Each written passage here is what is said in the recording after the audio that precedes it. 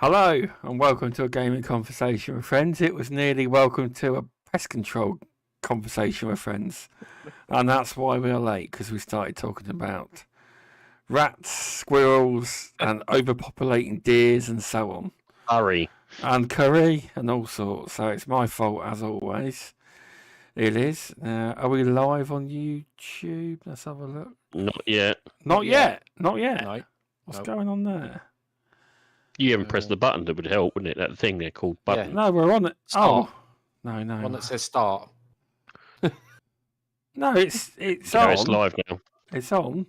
Where the hell is it? It's not coming up for me. Oh, there we go. It's because it's on. Yeah, it's live now. There we go. Yes. All right, so that's live now. on. You've missed out the complete sentence. You've missed out the actual beginning, what you were saying. You just Welcome went down live. Welcome to a gaming conversation with friends. We're late as always because I was talking about pest control and deer populations. I don't do deer, by the way. Rats and squirrels and all sorts. And yeah, it's so it's my fault if you wonder why we're late. As he baby's in the chat already. He's been stalking. Welcome to Daz. Let's have a look. YouTube. What we on? We're live on Rumble. We should be live on X as well. We should be. I'm just checking all the platforms to see if we are actually live. What we do? I've only got it on YouTube. Pornhub. We're not. Let's have a look. Click on the link for Twitter. Oh, God's sake. That's not working. There we go. That link. I don't know. We should be live on X anyway. We should. So, welcome to a gaming conversation with friends. Hope everyone's doing well. We are partnered with GamerHub. If you want to see any great reviews of indie games and news in general, click over to GamerHub and the link is in the description. For that, VJ's taken a little bit of a break for the time being. He will be. Yeah, he will be back. Do not worry about that. He will be back. And this week we've got on Paul AFC. How are you doing? I'm very well, Stubbs and Removable. Thank you very much for the invite. I was kind of like at the end of my week. I've just done 6 days, and I was thinking it's like mid-afternoon. You know, when you get that lull, you're thinking, "Oh my god, it's going to be a long day." And then I felt really sleepy. I was like, I hope I don't fall asleep before the podcast. But I managed to have some dinner, get some energy, second wind, and I'm ready, raring, and pleasure to be here with you boys. Yeah, That's cheers. what pie mash does to you. It does, yeah. It's all those carbs. I'm pumped, ready. It should be fun. And welcome back to RemovableSanity. Hello. Very much appreciate to hear. Obviously, nice to have Paul back. And as I said, VJ is having a bit of a sabbatical. He's kind of enjoying himself and doing other things, which is always good. Get himself relaxed, kind of come back all refreshed, so he can give us even more of his infamous takes. And of course, we've good to have Paul on, and obviously Stubbs, who's actually going to be speaking today, hopefully. Well, rather than yeah. falling asleep. Hopefully, yeah. I should be speaking, but we'll see what happens so far. Whether I fall asleep, don't feel tired, but so hopefully that won't happen. Well, with all that working out at the gym, you should be fresh, like a new man. Let's just ask the wife. Where is she? Shattered. She's asleep. But yeah, I'm liking the gym. The gym's going well. I'm now sitting at 20.5 stone, so it's not bad. Down from 20. I did tell people I was 20.5 stone a couple of weeks ago, but it was wrong because I got some different scales. You see, wear different shoes. Well, he had a poo. You don't. Now that is a good tip. Have a good poo each day, and drink loads of water as well. But that's a good tip. That is. But get through the way. Literally. Yeah, when you've had your water, don't go on the scales then because that adds volume and weight. No, you only go on you go on when you've not had anything, and you have to go on. It says you have to go on the scales barefoot. Yeah, at the same time. as well. But Stubbs goes naked, so it doesn't matter. Well, anything to get more off the scales. You know, I'm not saying whether I do or don't. But welcome, Daz. Thanks for popping in. As always, nice to see you in Daz. But yeah. Oh, there's been a game come out that I'm actually liking, but I'm bloody not Roblox. Well, no, you don't see that on my account much anymore, do you? No, I don't actually. You've changed your ways. You're expanding your horizons finally. Well, I do like this game, but it's getting a bit tough. Well, it ain't that. It's just I've got to get better, basically. Get good. Yeah, I've got to get good. It is like Gears, but I'd say it's harder than Gears. Yeah, it's more melee based. I think that's where I'm going wrong. Yeah. There's an antenna when it's actually slicey dicey. There's an antenna bit. I'm not going to spoil it for anyone, but that's the bit I'm on, and I keep getting stuck, and the thing blows up before I even get to it. But I will get. Yeah, I need solos harder. I'll be honest, that's where I go wrong, because credit to Paul and Esky Boy, they have been inviting me and I've been ignoring them. Yeah. We got blown out by does that to everybody. You're not the only one. I think Paul and they know. I don't mean to. We do know. We finished it now. I know you have. Completed it, mate. That's very true, Dash. Your PC is better than mine now, but remember, I bought my PC like last year time. Had I bought it this time round, it probably would have been 4070 or whatever you got. It's a good card, man. It is a good card, I know. However, I've got a gaming PC, but I don't really game on it anymore. I mainly play on the Xbox. I do. Yeah. PC's downstairs. I've got the 4070 Ti, so mine's a little bit quicker than that. But to be honest, if you look at my most played game at the minute is First Descendant. I've got 330 hours on the Xbox and 25 on the PC, even though the PC runs it faster, better, and blah blah blah. You just want a bit of comfort sometimes where you can't be asked to go on the PC, because like downstairs here, I'm on the Secret Labs chair downstairs, and it's all right chair, but I prefer being upstairs on the TV, to be honest. So mine's in the same place. I'm on the PC desk with the consoles on the top there, yeah. So it's all in one place, but it's easy just to flick the switch on the controller and turn the box on, and away you go. It is. RemovableSanity's loving everything we're saying now. Oh, exactly. He'll be loving it. It's not that. It's just I said I work on PCs 24/7, so the very last thing I want to do is turn another PC when I get home. That's yeah. It's just as simple as that. My hand's like a claw for 10 hours a day. Yeah. I'd rather not have another 3 or 4 hours worth of claw hand. Oh, I don't. I use controller on all the PC games. Yeah. Oh yeah, I know. But I said literally. I've just. Oh yeah. Start up and blah blah blah. Yeah, get it going. Literally, I've had trapped nerves because I use my PC so much. So at this point, it's just actually getting off and moving elsewhere. So I've separated like both my areas, which is like work laptop versus my console sort of thing. Yeah, are in two different areas. Just basically just to try and get myself moving around, because I'm sitting for like sitting in one place 7.5 hours. Yeah. Yeah, it's no good doing that. It's not good. So it's just one of those things. Yeah, exactly. So that's why I said I haven't owned a PC for about 15 years, mostly because I'm 24/7 on it, and it's just not good for my body. So mine's more the console is any better, but it's a little better. Yeah, it's basically turn on and play straight away.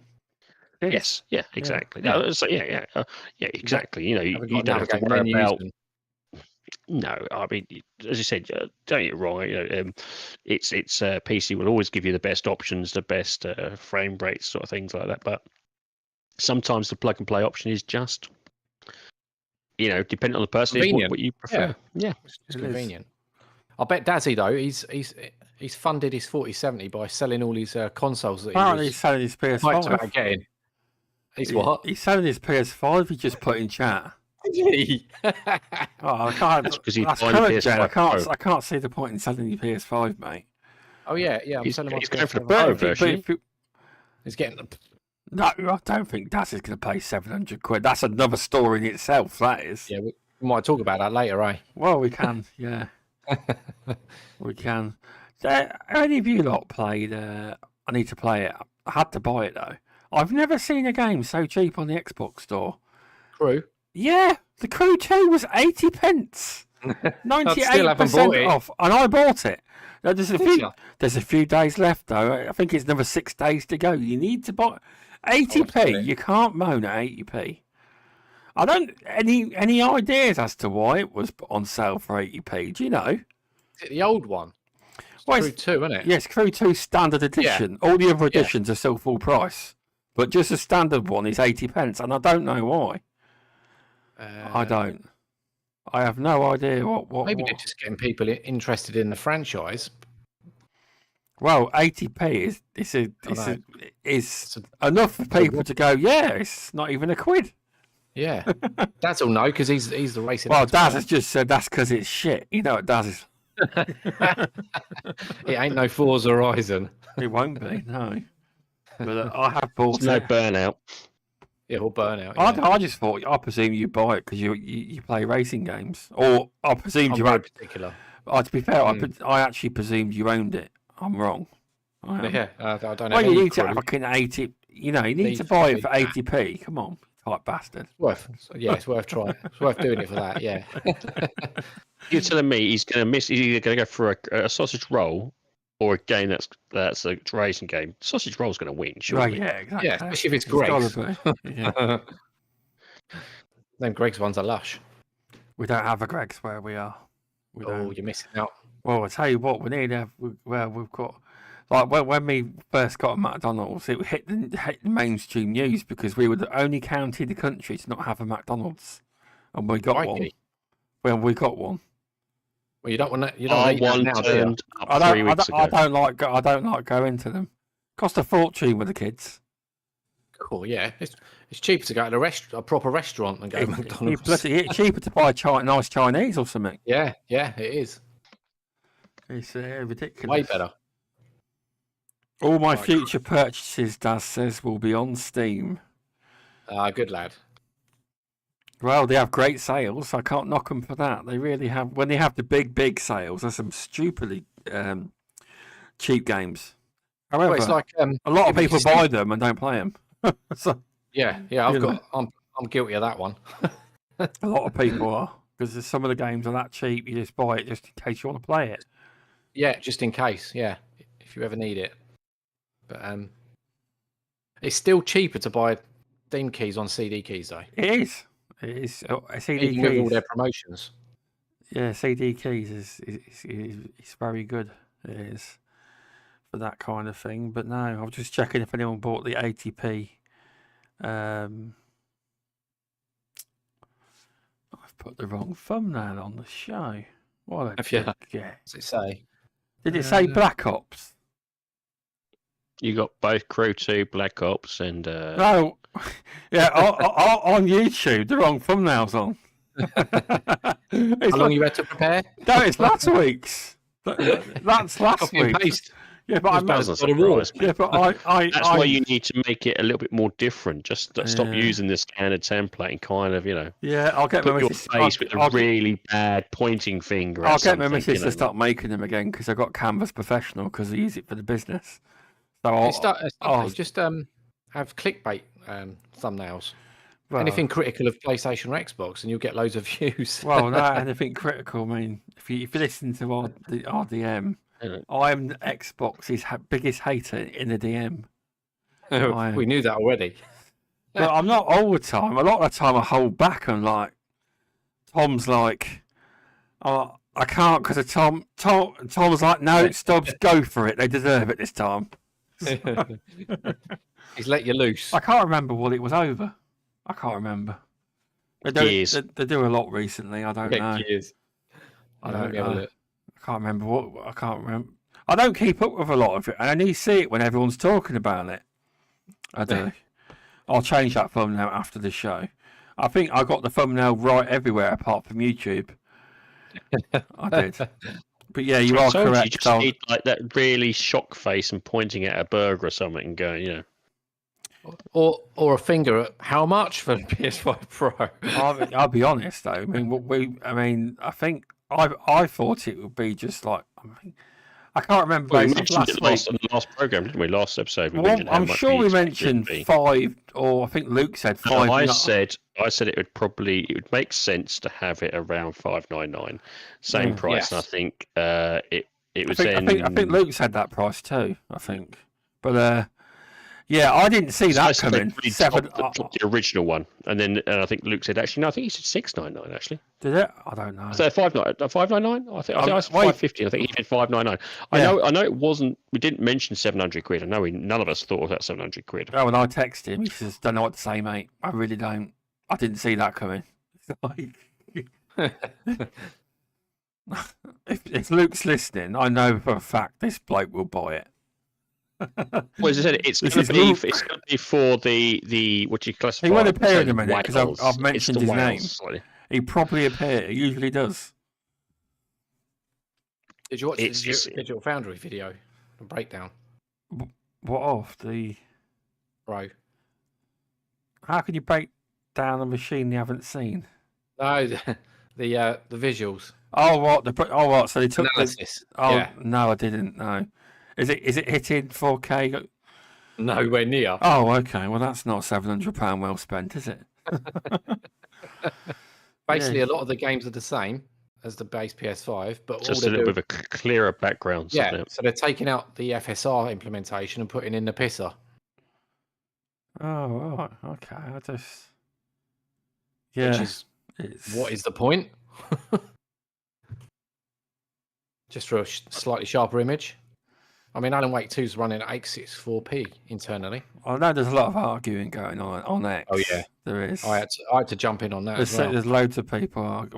You lot highlight it in the group. You do. The same names come up. Well, look and there are people arguing that what did you expect? It's a great upgrade, etc., and all this. And I don't understand tech, but what you lot said, it's not a great upgrade at all. Not really, no. If it was me, if I was buying a PlayStation, it would be a base model. Only because I don't see the value in that extra £200 from what they're doing with it. Well, my dad's got a PS5, and he says he's keeping his PS5.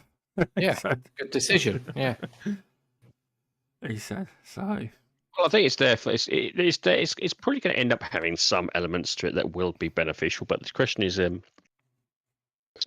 it beneficial in the long run? Is it going to be beneficial in terms of the stability? Is it going to be beneficial in terms of the graphical fidelity?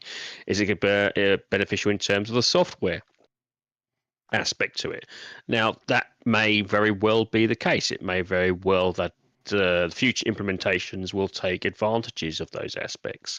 The question's going to be, though, is will it be advisable to purchase, say, the moment it launches, which is currently going to be old games? Is there some sort of couple of new titles that are going to come with it? And as far as I'm aware of, I don't think there is.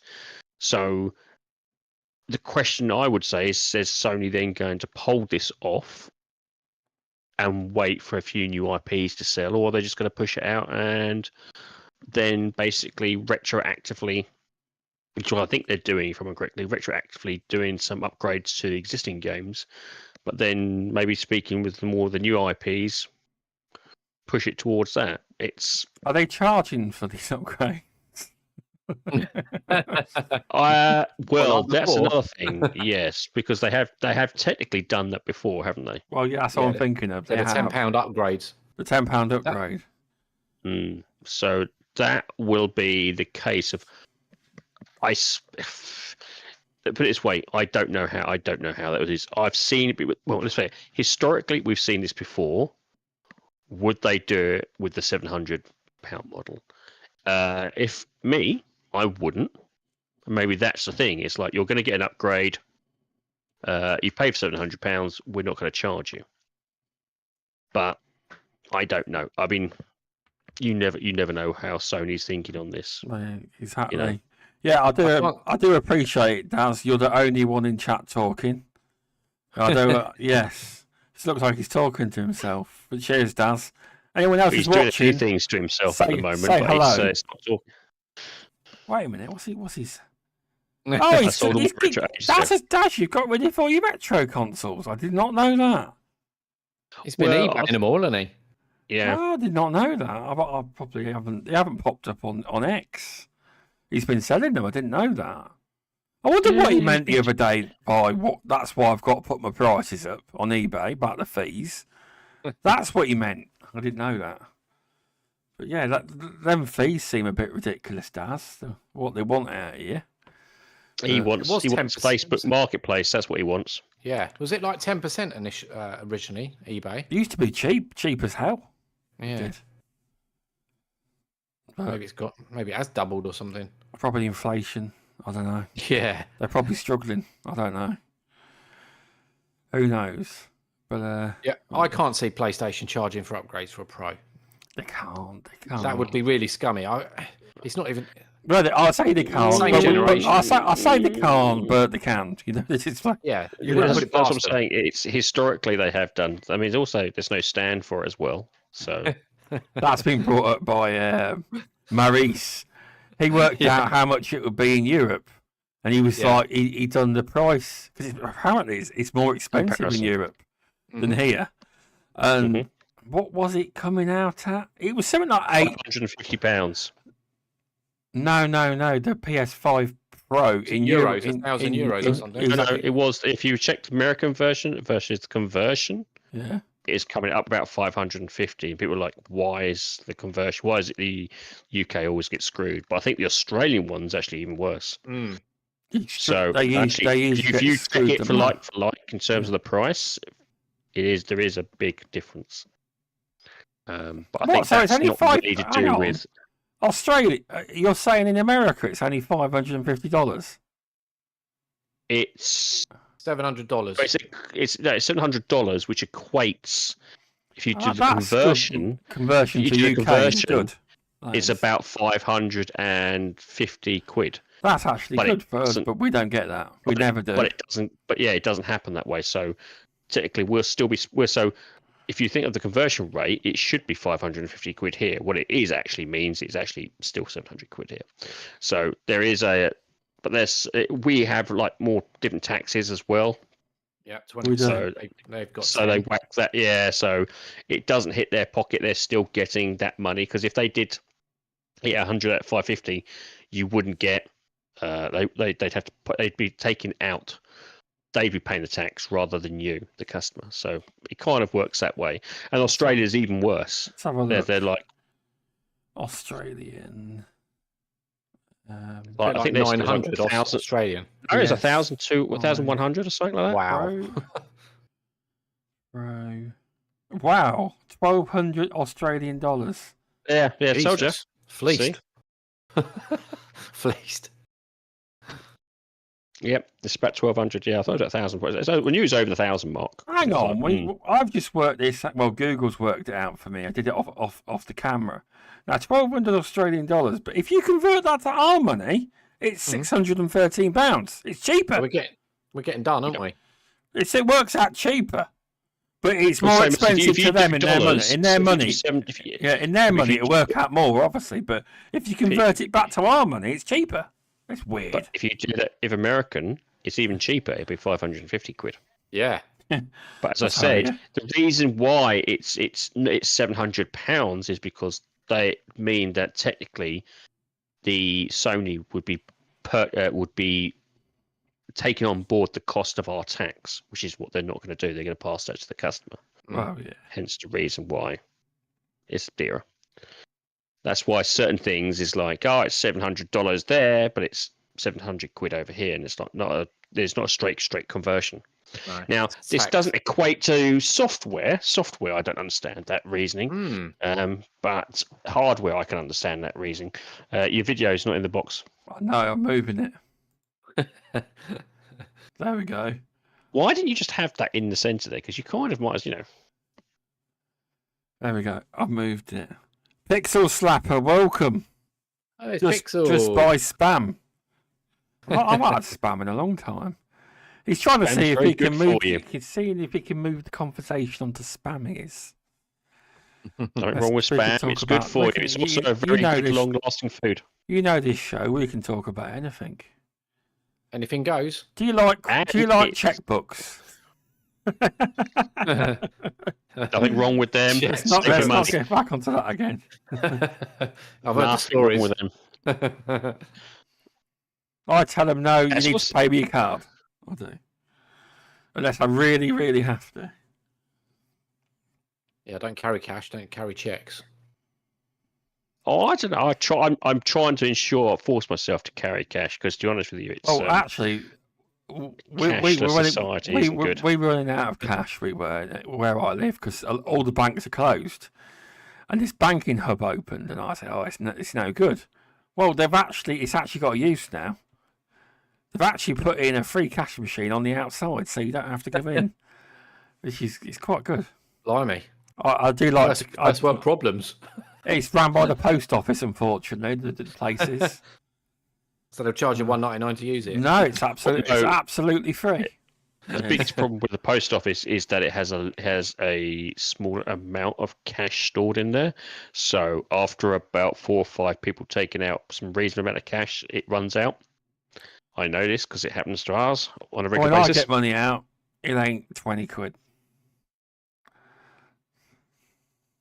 Well, to be fair, Yes. Daz isn't cheap. He ain't gonna give it to you for 20 quid, mate. Honestly, I told you that. You can't just, a good couple of hundred, isn't that right, Daz? But yeah, I do like using cash. But I don't do the shopping. You see, my missus does it, but she does it in cash usually. But In pennies. I tell you one thing though, that's an interesting thing because you know how all these shops are all for self-service tills. Yeah, well, I was reading that I think Tesco's or Asda are backtracking now. They reckon that a lot of people are refusing to use them. They reckon that they go wrong more than anything or something, and people don't trust them, and they're actually reversing it now because they reckon people are getting they shouldn't expect, because I think a lot of them thought, wow, these are great. We can get someone for weekly shopping to not go through a till. Well, it ain't working. It's like where I am, Aldi have all got main tills, right? But recently, now I agree, self-service till, if you've just got a couple of items and you offer cash as well, because some of them don't, it's great. But a couple of weeks ago, some woman, some person in there, had a full shopping load of trolley. Asked her to go in a self-service. No, I'm not putting it through the self-service. But I reckon a lot of the shops now are reverting. Aldi does that. Yeah, Aldi does that. It's an absolute nightmare. It's an absolute nightmare because you basically have to stack it up on the right hand side. That's why I don't go there that often because is it Aldi or Asda? One of the it's one of those, and it's an absolute bloody nightmare. And it just basically feel like you're doing, you should be paid the wage. Well, yeah, they're reverting. A lot of them are now. They reckon that there's been some research it's just done. causing too many people are getting absolutely miffed with it, and it's people are starting to avoid going to those places. Yeah, so So there must be there is something in it. potential. If big shops are starting to talk about reversing it, no, there Don't must ever be go something. buy your wine through there because that's a pain in the Oh, arse. they have to come over. I've Yeah. never Or you get the I've never stickers. been ID'd though, but they always come over, have to type it in. Well, even if you can't And there's a queue. You're Well, waiting for a queue of them. isn't it the same though? It doesn't matter if you have an energy drink or alcohol; they still have to come over and do it, don't they? You look like you're about to steal it. Not everybody has that issue. Yeah, well, They've got cameras on them now, haven't they? Which is that's annoying. what I don't like. Yeah, they've got Yeah. cameras on them so they can watch you. Yeah. What's the need for a camera? The whole shop's I like to littered do a in little them. dance. I know. I do a little dance. So that we also Swear see AO words, Pixel. You come in talking about spam, and now somehow we're on about self-service tills. See how we got there. See, so this is what happens. Why in the comments, not in the comments, when I advertise it on like podcast platforms, I warn people that I love it says a gaming conversation with friends. We can talk about anything. We can. You see, this is the thing No. where Stubbs fails to do. He doesn't buy his games from Tesco. See? No, I don't. I don't buy physical discs. I have Heathen. bought. Heathen. I have bought some because obviously I asked for Sonic for Christmas and I got it on disc. I have got some, but I bought. Mostly it's digital. But I went in game in Corby when I didn't know they were shutting. Had a really good sale and I bought loads from in there. I have 4 physical games for Xbox One. That's it. Heathens. I would like it so that It's all digital. if they Gears of War E-Day, you can just go and buy a digital copy, but they will give you a nice case for it, so I can put it on my shelf. I'll pay that'd for be that. nice. Yeah. They won't know, Yeah. but a steel case, isn't it? That's what it'll be. Wait, you just go into Them steel cases. I was talking to PJ once about that, and Yeah, he they're reckons nice. it's a right profit maker. Is it? Yeah, big time for the companies. Massive profit maker. Well, you got to think the steel case only in the amounts they buy them in, they cost doesn't cost Pennies. much, and the profit margins are massive. Or they used to be when he said they're good money earners. They are. They make even more now because there's not even a disc in it. Well, there you go. Well, yeah, that's what It's I a mean. blank disc Exactly. with a sticker on it. Well, that's exactly what I mean. Has a license. That's it. Crazy. It is Just crazy. wrong. Just wrong. You can get good at. You play. You'll get on your system, and all of a sudden it'll be all these games have been deleted off. Sorry. Yeah. The thing is, though, removable. Right, I've got a load of PC physical games. I can't use them anymore. No.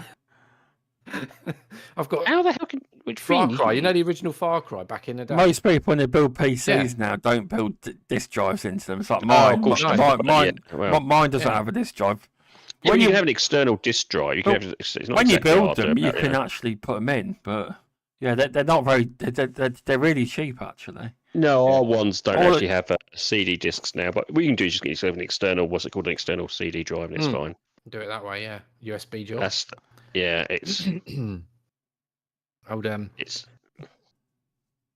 yeah, mine are just stuffed in the top of the wardrobe, and they're never going to ever come out because I don't have a drive in my PC to play them. some of those have also with some of those original PC games like Dawn of War and StarCraft. They had the best box art. They had the best manuals. They had literally everything that was in it. It was just a really well designed and beautiful edition. So you kept those boxes. You know, I remember seeing some of the. They were really well done. Yeah, loads of artwork in it. Yeah, and lore. That's what it was. It was like you get that book, you get the artwork, you get the manual. Was generally well done and explained things, and it showed off cases of the lore as well. It was really it was one of those things that you just looked. When you saw it on your shelf, you were proud to own it. You can't really do that with a digital. They used to have rather than the plastic boxes. Before that, it was the cardboard. That's what the ones I was talking about. Yeah, the original cardboard that's boxes. it. That's the thing. I don't understand why they transitioned from CD-ROMs plastic. Because cardboard is still, if you want to go down the recyclability, exactly, still were pretty, and they lasted. They lasted. I've still got some of my old PC games that are in cardboard boxes, and I tell you what, they haven't faded.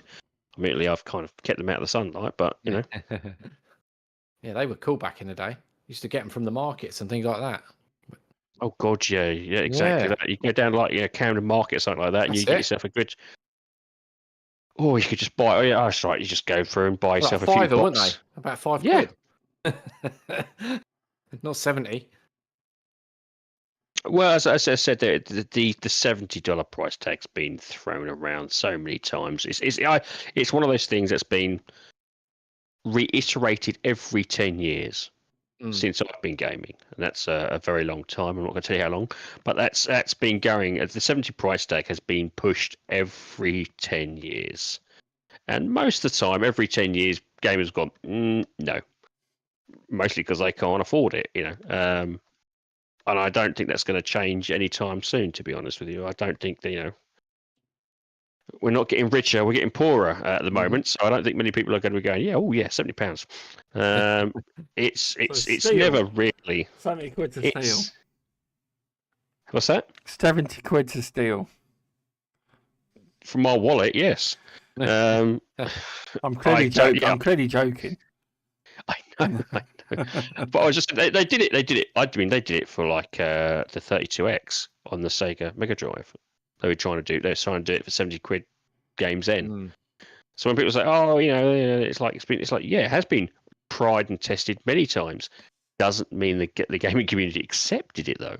Yeah. They were like, no, and it's basically as and that was back then when they were doing physical copies, physical discs, physical, cartridges. Probably when it was worth more back then, when you had your manuals, you had your stuff added to it. Your game was complete. It didn't have no patches. Patches? What's that? Exactly. Offline mode. So, yeah, no, it's one of those things. I don't know. It's I'm just old. Yeah, I remember paying 140 quid for the original Street Fighter 2, but it was the Japanese version. So I had somebody order it in for me because I knew a shop owner for like gaming. And most of that was probably actually to do with tax and shipping, importing. Import costs, not the actual game itself. No. Were they about £50 back then, weren't they? £40? £50 was your norm. £50 was your norm at the time. Because I was looking through some of the old Argos. I think I actually posted it to Stubbs a few times. Yeah, I think. He's like, and it's like no. Here's some 1982. Here's the list of games. That was. That's cool. Yeah, I had a few of the old original Argos pictures there. It's like, there you go. This was the prices back in 1982. Here's the prices in 1982. Look, trust me, I've been around numerous times. It's just like, yeah, the 70, 80 quid argument is if you just go back in history, you'll see it's debunked quite a few times. I'm not saying it didn't exist. I'm just saying it was never accepted. But they'll try again. They will, of course. It's GTA 6 will be 100. I would not be surprised. They'll bundle it with GTA Online, and it'll be £100. The sad thing is, there's people that will pay it for GTA. If you mention GTA, yeah, I've never been into them. I've played every single one of them, but I would say there'll be a few people who will probably. I think the issue currently right now in terms of gaming is there is such a plethora of different games available to everybody. You have obviously then subscription services for games as well, and you've also got general inflation. So people are being a bit more picky now of what they're going to spend their money on. It's there's a lot of competition about, and people have less money at the moment. So it's going to be one of those things that I think people are very careful about what they spend their money on now. It's not as they're prudent. Yeah, a bit more prudent, And I mean, some of us are already prudent anyway. Yeah, which is where the reviews play a part as well. Yeah, I think so. Yeah, but if you look at Stubbs, I mean, he only ever plays tutorials anyway, so he doesn't really mind. Well, yeah. All games for him is a waste of money. Don't, because I just paid $63.99 for Warhammer 40k. I need to get further. I only got it for $45. $63.99. I don't know. The gold edition. Gold edition. You got the gold. I went standard. I have yet to find something that is probably worth a gold edition. Probably one that was closest would be I would say probably one that was closest in terms of worth it, in terms of quality and quantity. I would say probably Dead Island 2. That's probably what that was probably with all the DLC and stuff they've been doing to that. That's probably was worth the gold edition, without a doubt. I think that was actually kind of worth it because the DLCs they did for that was exceptional. Played the first one, the house, not the second one. Oh god, yeah. I like the second one. I actually prefer the second one because of the actual for me at least, House was very much a darker one, very much a more. The second one, I still play the second part of that DLC just for this, for the weapons they brought into it, and just the updates to the different monsters I quite liked. But of course, they're doing another update as well. They're doing an extra something for the co-op mode, so it's like a horde mode for co-op. Cool. Which is great because I don't see many people play co-op on it, which is great because it's a great game. Actually, I played the whole co-op game with my son. He absolutely loved it. We had such a good laugh on it. It was just the flying kicks. Yeah, just slow motion, then you just bounce it. It's one of those games that it seems to have gotten better as time's gone on. I would say probably it's in terms of its quality, it's just gotten better and better. A bit like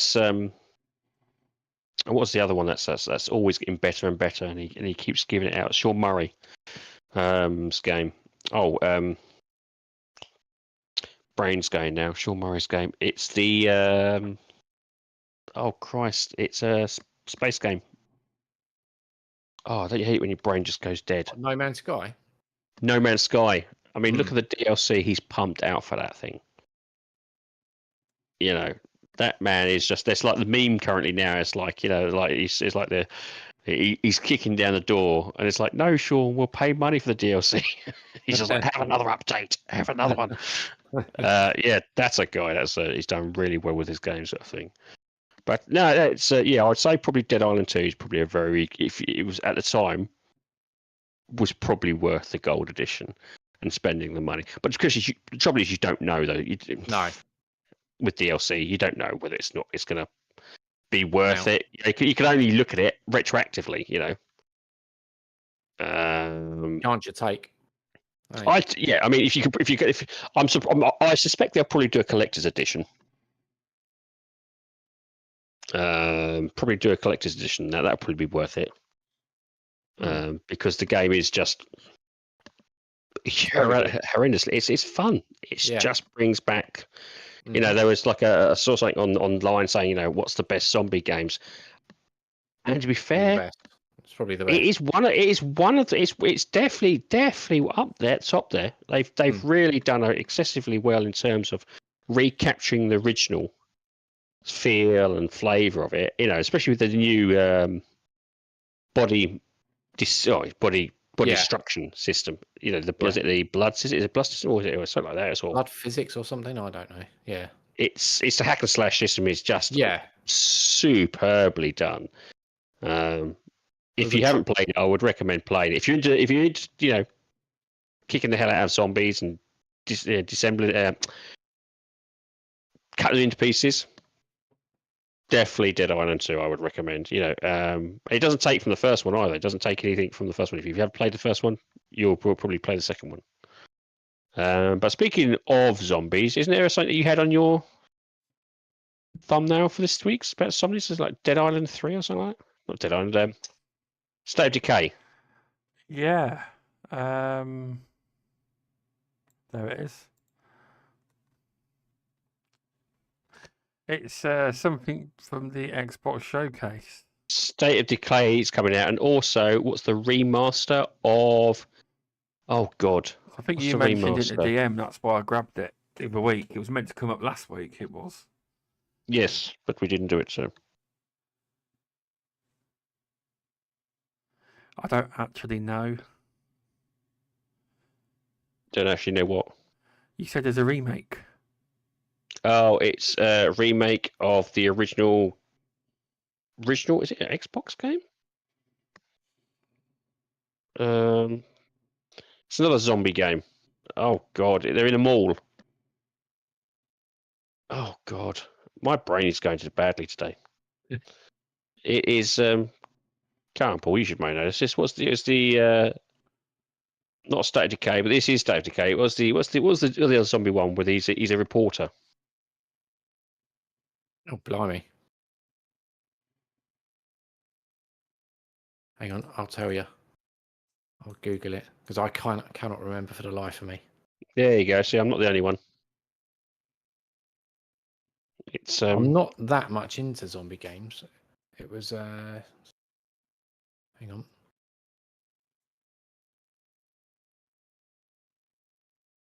It was. Oh God, it's really frustrating. My brain is just going out the window. There you go. There we go. Fucking Luke's arrived. Dead Rising. There you There, go. he arrives it. when you need to know a piece of information. That is when he will appear. Welcome, Luke Steele. Whenever you need to know something you don't know, Luke will appear with the information. He will. I reckon he just waits for me to kind of go. I'm trying to think of this game. Then he It's appears. yeah, there it is. Yeah, he's just sitting there. Right, there we go. I can come in now. Save the day. Yeah, Dead Rising. Dead Rising remake is out. It's coming out soon. I think it's beginning of October or end of September. But yeah, so there's actually a couple of games coming. Yeah, those two I'd say are probably ones to keep an eye out in terms of good quality zombie games. But State of Decay 3, yeah, that looks pretty good as well. If you like the first two, you'll probably end up enjoying this one. Not that you've ever played the first two, have you, Stubbsy? No. No, I haven't. No. I haven't either. I don't know. What is this like? It's like it can't be only me, is it? Yeah, it is. Yeah. Ah, bloody hell!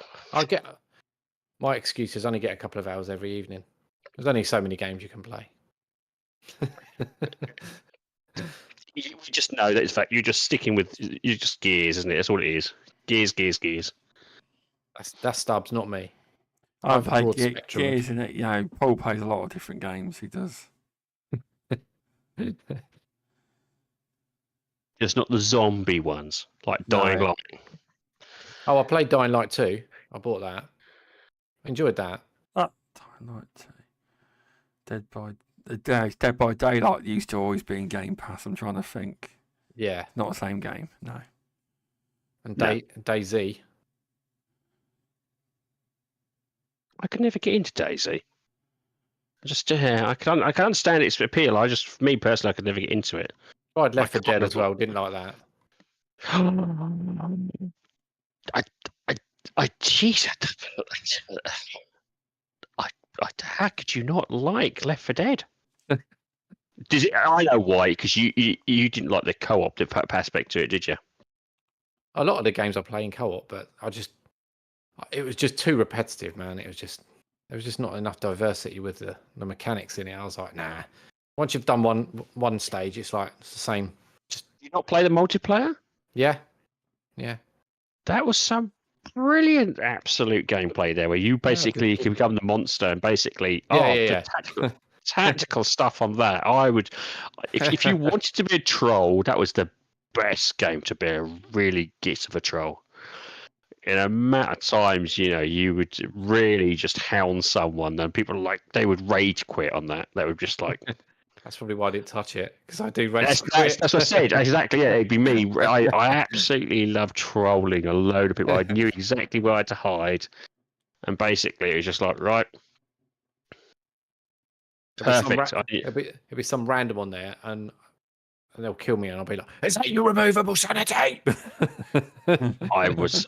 I was an evil git on there, and I was back in the day. I was probably a very toxic personality trait, because like I said, I was a COD player and a Left 4 Dead player, and I just knew where to be the most evilest sod in the world. And especially for COD, I was absolutely a git. I was a sniper. I had the golden sniper rifle. And for those who know COD, I say not COD, it was Modern Warfare. It was Modern Warfare. Not, was it? No, it would be Call of Duty. Yeah. Call of Duty Modern Modern Warfare. Isn't Warfare. it? Yeah. Yeah, Modern Warfare Golden Sniper. And if anyone knew anything about how to get the Golden Sniper, you really had to grind out huge numbers of sniper kills just to get to the Golden Sniper. And I would hide in the most awkward of little spots where you couldn't spot me and just be a constant shitbag.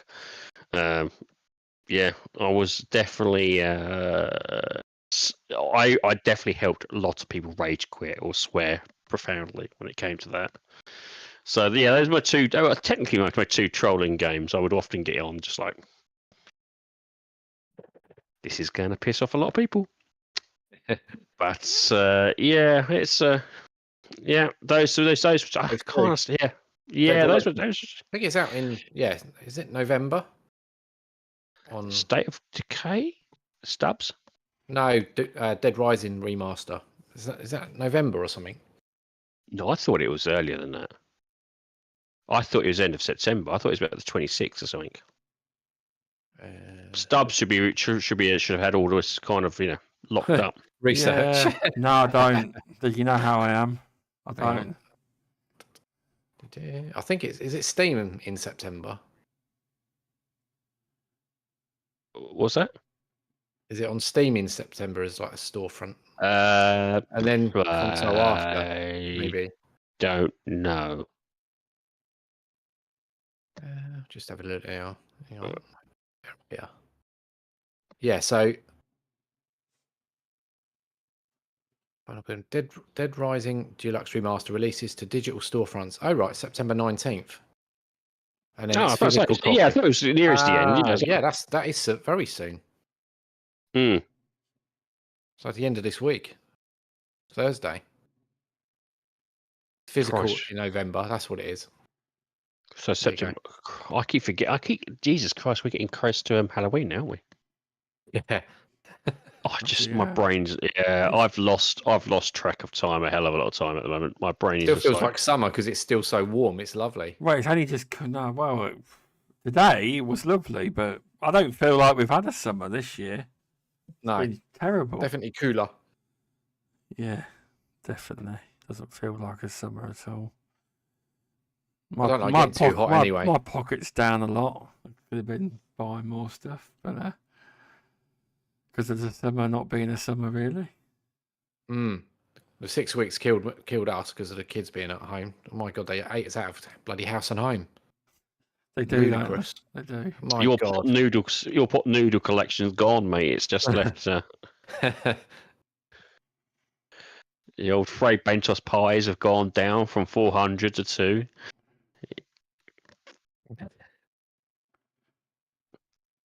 But no, yeah. It really can't be a Fray Bentos pie. Stubb doesn't know what that is, do you, mate? I had no idea when you kept saying it. I've no idea what that is. You have never had a Fray Bentos pie? I've never heard of it. Oh. What is it? What is it then? Clearly you're not from this country. That's all I can say. No idea what it is. How you've never had a Fray Bentos pie? It is the poor man's pie. It's a pie in a tin that you whack in the oven. Oh, I don't eat cheap food like that. Yeah, well, we can't all be expensive like you, honestly. We can't have the old, Yeah, you can get it in Tesco's. No, exactly. That's what I don't shop in cheap shops like Tesco's. if it's not Marks and Sparks, the old, Yeah, you can get I'll pay all in cash. Get steak and kidney. Get the wedge chicken. out. I'm joking. I shop at Aldi, by the way. With Aldi? I need to try it. I need to try this then, just so I'll ask my missus to buy it. Well, there's various variations of the pie. I've seen this pie you're talking about. Just never had it. I've seen it. I wait till it's about £2 or £1.50 or something, and I grab myself one. I tell you what, it is, and it is a little bit of a what I'd classify as an art form to get the crust on top just right, because I like my crust a little bit, because it basically starts off you get the tin, take the lid off, and then you put it in the oven, and it looks almost like a suet pudding before you cook it, and then once you cook it, the top of that crusts up into a nice puff pastry, and so you have to kind of work it nice well. But it's UK Dazrus is saying they're not that good. That clears me, tells me he's way too posh. Way too posh. How the hell you cannot say next year we're saying, mushy peas and mash is just, awful. It What's was, your favourite flavour then, removable? Steak and kidney. The steak and kidney, yeah. See, I'd go with a steak and gravy. That would be my jam. Yeah. It's there for me. I've got a poor man's taste, but I've always couldn't afford much, still can't really, to be honest with you, but it's like I've got poor man's taste buds. I'll eat anything and everything. Spam food. There is not much purpose. I haven't. Trust me, there is not much I haven't eaten. To be honest, fairness. I've eaten finches in Spain, cow's arteries. There isn't much that I haven't had. I even had hedgehog. What? What? Yeah, I've had hedgehog. How have you had hedgehog? It's not legal to kill them. It's not legal to kill them, and I didn't kill it, so you can't moan at me. You just ate it. I just ate it. I didn't find a hedgehog and start nibbling on it. It's not something like that, Put it in his garden and then put it on the barbecue. Well, it's pretty back in the days. We used to have what we classify as a lot of the homeless people where I used to live. They would look after the woodlands and effectively become caretakers of the woodlands. They would look after them, but they'd live literally in the woods. And there's a particular homeless guy who lived in the woods. He would caretake the woods, became very well known to the local population. And actually, they named it after he passed away. They named the woods to him because he would maintain it superbly and look after the wildlife there. And it was just that he would live in his woods. And we helped him. Me and my father helped him one day, and he just said, "Look, come to my shack, and I'll feed you as a gift." And of course, you don't want to, feel insulting to the guy because he was very, he's a lovely guy. He was just a bit homeless, and he basically served us up some food on a plate. Basically, it was almost kind of like a mud ball he'd got from the fire. He just ripped it open, took out some of the meat, and just kind of gifted it to us. Me being me, I had no idea what it was, and we just nibbled on it and munched on it. And it's only after that we finished it off, it was like, oh yeah, that's hedgehog. So that's how you cook a hedgehog. You basically grab a hedgehog, pack it in with mud, wrap it into a ball, throw it in the middle of the center of the fire, rip it open. The spines and everything else is all kind of, taken, and there you go. Extreme, isn't So it? it's how he lived. He kind of lived. He lived off the wood. He would only eat stuff that was like dead or was dying. Roadkill was good meals for him. So we used to smack a deer. That would keep him going for a week. This is the thing about there is actual particular laws about deer as well. So, for instance, if you hit a deer and it dies, you cannot pick it up. You're not allowed to. It's true. The person behind you can. The person behind you can do that because there was a case. I listened to a podcast. There was a case where they had to send out a warning because somebody had picked a deer up, but this particular deer had been pumped with drugs because it was going to be killed, and they stopped the guy cutting it up and eating it because the message got to him because it was roadkill. But if he would have eaten this deer, it would have probably killed him or ended up in hospital. But apparently, you can if you're going to put it on your table. But if it goes into the food chain, as in it's going to be sold, etc., it's got to be tested. No, you're not allowed to do that at all. Not allowed to do it. Actually, 9 times out of 10, what they'll say to you is actually, if you do hit a deer, there is generally quite close to the local farmers. Yeah, Local farmers. They will Well, oh yeah, it's that as well. But they'll actually pick it up for you because it's generally it has to be maintained, has to be picked up by deer specialists. That's good.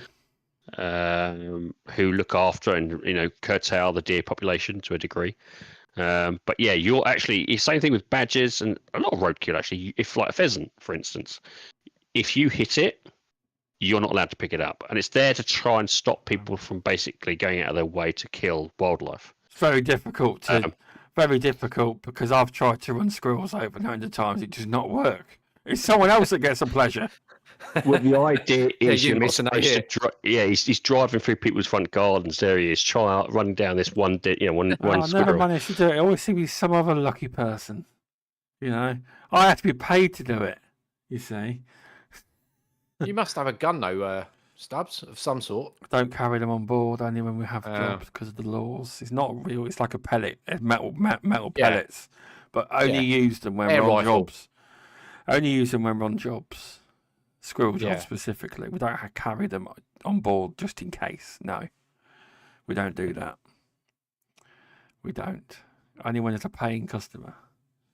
Then even so, we'd rather go with a different option. Got like nature freeloading traps. Like they just boom. The idea is they self-reset off air canisters.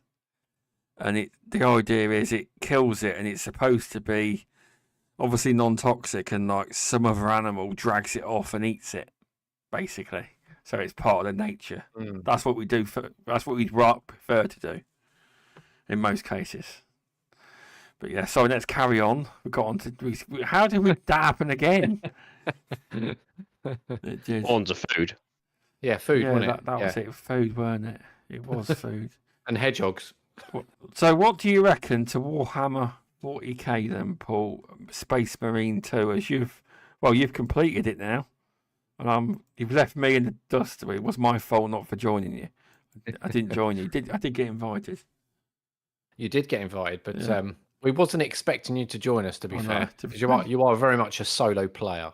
Yes, it's a bad thing because when I play with people, I really enjoy it. I do. It's my own fault. Yeah. So I think we did it in. I think it was 4 evenings. So it's relatively short. I think it's about 8 hours or so. I wasn't sure what to expect because I've never really played a Space Marine game before. And I thought, looking at it, I thought that just looks like Gears. So obviously started playing the game and playing it like a Gears game where it shoot first and then melee second. And I was like, no, this is the other way round. So I'm going, that's what I'm doing wrong then. Yeah. The thing that really got me, and certainly Eski as well, was I'm not very good at parries. Even though you get some kind of warning on some of the attacks, you try and parry or you try and do a heavy swing and you can't cancel out the animation and you just get hit. But it takes a bit of getting used to. But all in all, I think it looks great. It sounds really good. Didn't care too much about the story, but we kind of skipped through that. We just wanted to literally run, gun, and mow down with stupid hammers and knives and whatnot. Yeah. But I enjoyed it. Apart from the parry system, I think it's a bit clunky, or if it's either that or my skill level's not really great at it, because I do struggle with parries anyway. But I'd say it's a good game. I think the review score was about right for it. I did see some people saying it's game of the year. Not quite sure about that. Especially if I consider what I've played Dead Island 2 this year, and that was fantastic. So yeah, if you've got that Gears itch, it's definitely up there. But like I said, it does play very, very differently, and it takes a bit of getting used to, especially the parry system. But all in all, I've just jumped into some PvP, which is like 6v6. It is very different, yeah. That does play like Gears. Yeah. Does it? Oh, it does play like Gears, does it? Yeah, because a lot of it is range combat. Okay. Unless you've got the grapple hook where you literally grapple onto an enemy and then you slam them with one of your weapons. But generally it is distance gameplay. And then I did try some operations as well, which is PvE. I've got 2 of those done, but they are hard, man. And this is on the lowest difficulty.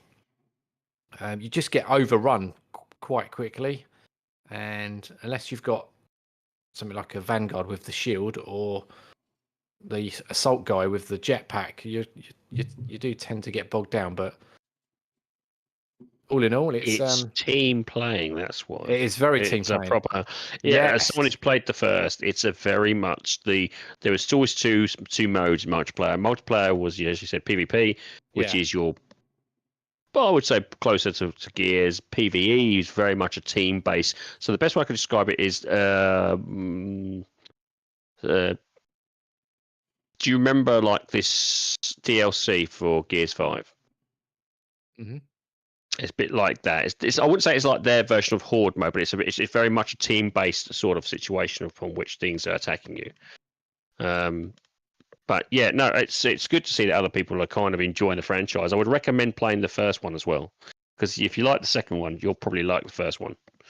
And it's probably cheap as well at this stage. Is it any different, or does it kind of play the same? Is it? Well, I've never haven't played the second one yet, so I'm hard. Oh, right. I can't really say.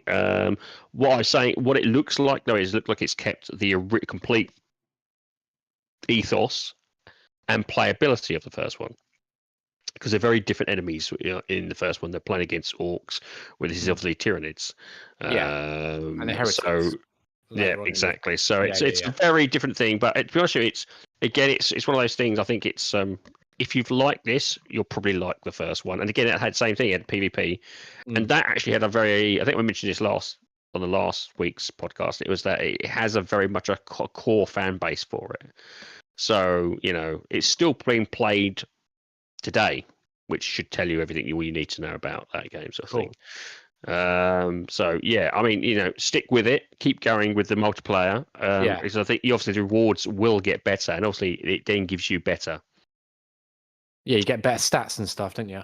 That's right, better stats. It should get better armor, but also better, in some cases, better special abilities as well. I'm not 100% sure. Again, I haven't played it, so they've got like ranks. So I'd say keep. It's gonna, and I wouldn't be surprised if this could be DLC for this as well.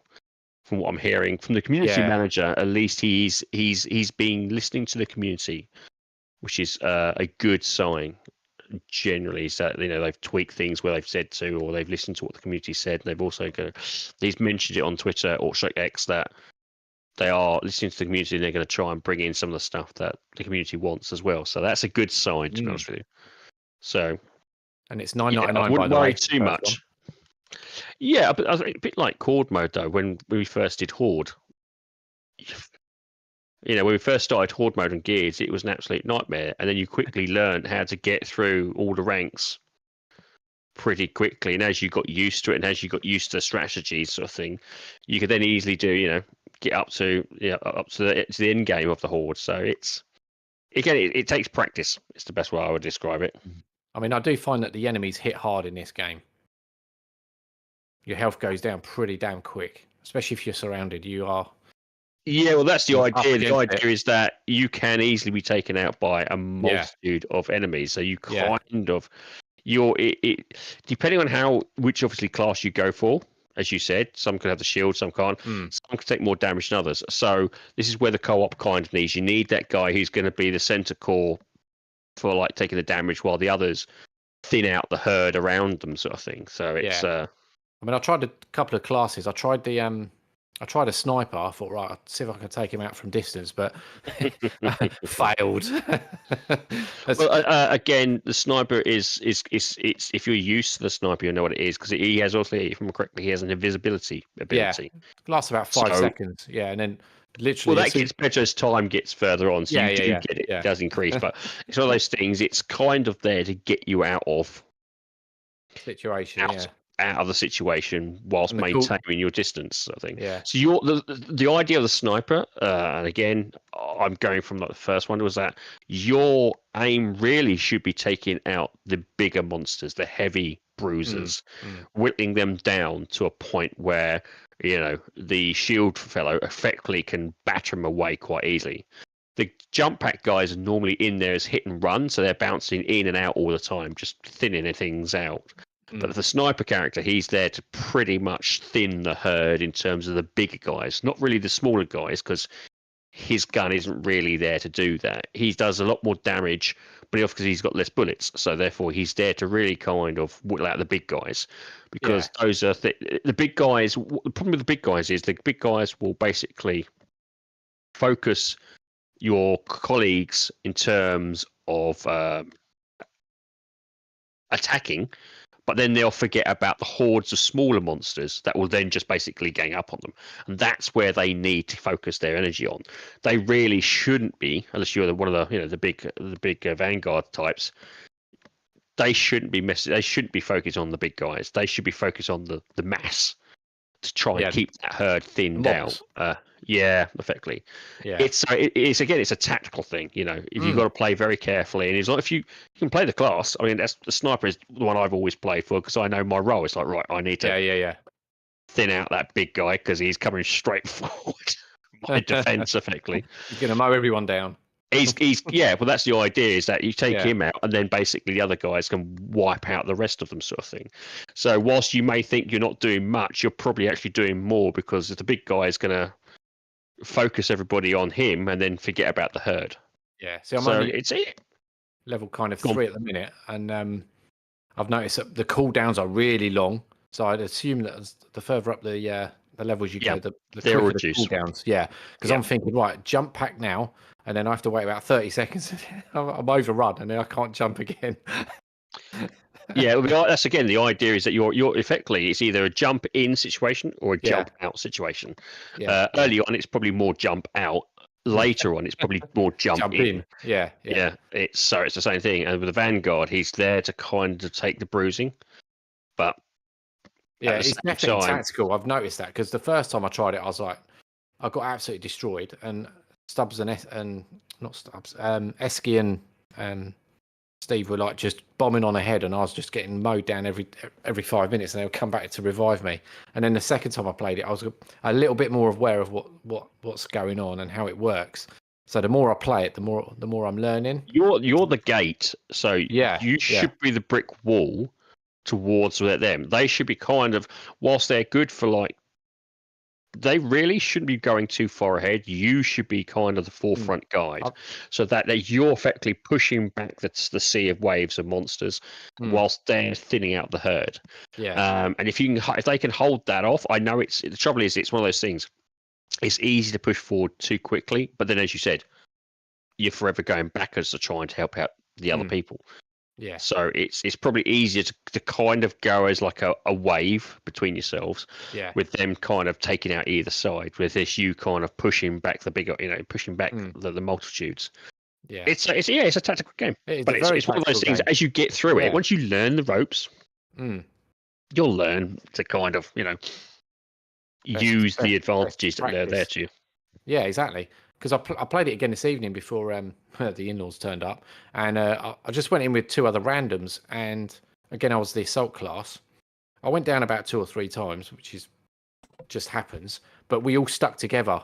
We didn't stray too far apart, and we got through the phase quite quickly.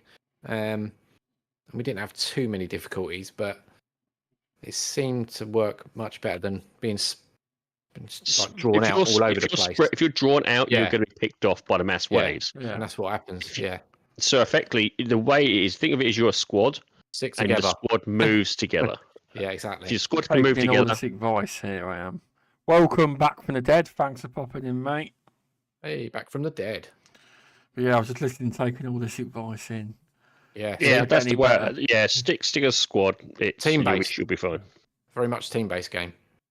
Yeah, don't get me wrong. You'll still be able to divert off at certain points. It's just a case of generally that's the kind help of each way other. I would recommend. Yeah.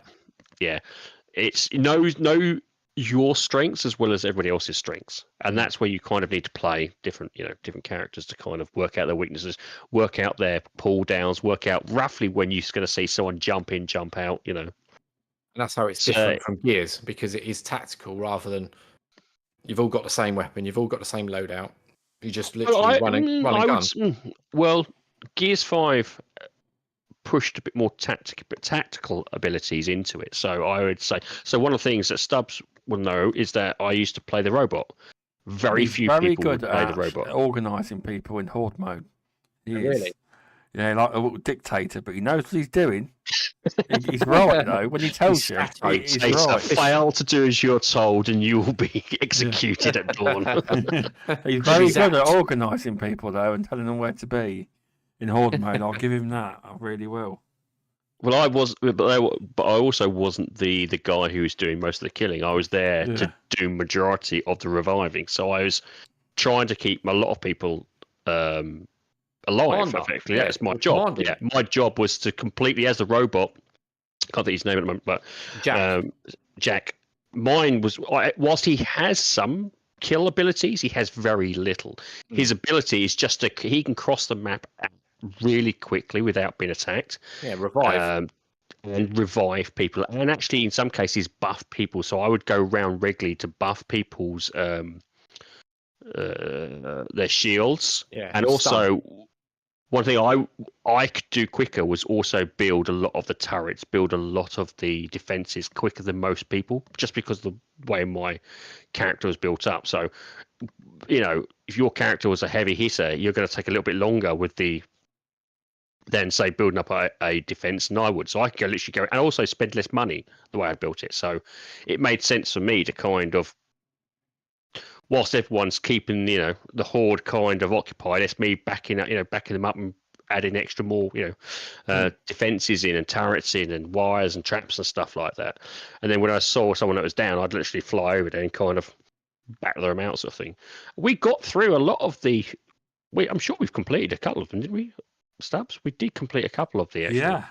Yeah, we did. I think I fell asleep in the end, didn't I? I'm sure we did. No. I think the broom woke you up a few times. Yeah. But yeah, again, so that was more tactical. They did bring in at least a tactical character there, because you're right. Generally, it's like one's going to be a healer, one's going to be a heavy hitter, one's going to be a sniper, sort of thing. So yeah, I kind of did enjoy that, where that was kind of a little bit more tactical, where I think this is a little bit more tactical, sort of thing. Again, that's what took me by surprise, is that tactical element, because I didn't think it was like that, because I just thought I'm playing it like Gears. How wrong was I? That's where I'm going wrong. I think I'm still doing that. I am. Yeah, I still do it now, because I'm just used to shooting everything. Keep forgetting about the melees and the crowd control. Your melees is the key. Key, yeah, 100%. Is the key, sort of thing. Your gun is your gun's good for taking out people, the bigger ones in distance. Yeah. I think if your gun is like taking out the bigger guys, whittling down their health, and then your melee is easily taking out the smaller guys that are coming close to you. Yeah. So it looks like it's again, I'm glad people are enjoying it. It sounds like it's a fantastic game. I just I'll get it at some point. I haven't got the funds to do so. Yeah. It'll be on sale in a few months. Pick it up nice and cheap. I don't know. This is the thing. I think it's because it's done so well. I don't think it's going to drop. Might take a year, or it might go down at Christmas. Possibly. It all depends on this is the thing. It's games that do well generally don't reduce quickly. It'll be a year before it hits Game Pass, at least, if it ever does. I think it might. It would make sense it makes sense to kind of bring it in about a year's time. But you never know what else is coming through. So yeah, exactly. Stubbs is asleep again. Oh, I'm still here. There he is. He's taking it all in. He's writing his notes down. I am. Got the notepad opened. The question is are you continuing with it, or are you doing it with co-op, or are you kind of trying to find someone else to do it co-op? Because you can do co-op with strangers, can't you? Yeah, you can, yeah. Yeah, I will... Get through it, Stubbs. You got to get through it. I have to, yes. I will sort it. I'll tell you what, though, the achievements on it are really stingy. We completed it. I think we had 160 gamer score on it. Oh, that is bad, isn't it? I was like, what the hell? Most of it's all on the multiplayer stuff, in operations and PvP. Or hidden secrets, I suspect, as well. Hidden secrets and Yeah, lore. there's a few. Yeah, for operations bosses. I was Mm. like, for God's sake. Make sure you don't kill a boss without getting hit or something like that. It's Oh no, they're not that bad. This is just kill them. Like take down the Tyrannid hive or whatever, or plant a bomb in something, and yeah, they're not missable. It's just they are. There's more operations then.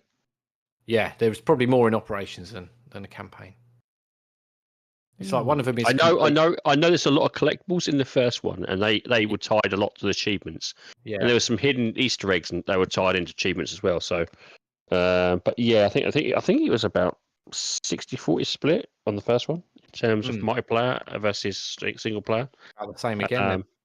Yeah, it feels. Yeah, like... yeah, probably the same. To be honest with you. Yeah, I suspect so. But Stubbs been playing loads of different games, haven't you, Stubbsy? No, I haven't. What have you?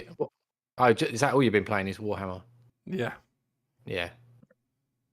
I'm trying to just level over and over again. This is not actually, for those who are watching this, is not this gameplay here isn't him actually, replaying the same thing over again. It's the same. It's literally, this is how many times he's failed and he's having to redo it.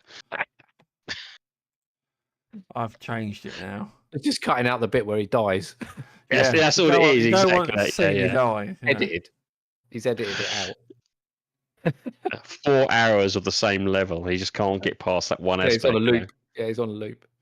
There's some news. Got deja vu. There's some news here. I don't know what's happened here, but the CEO, someone's been making videos about Space Marine 2, and here's a reply. Hey man, CEO of Saber here. I love your videos.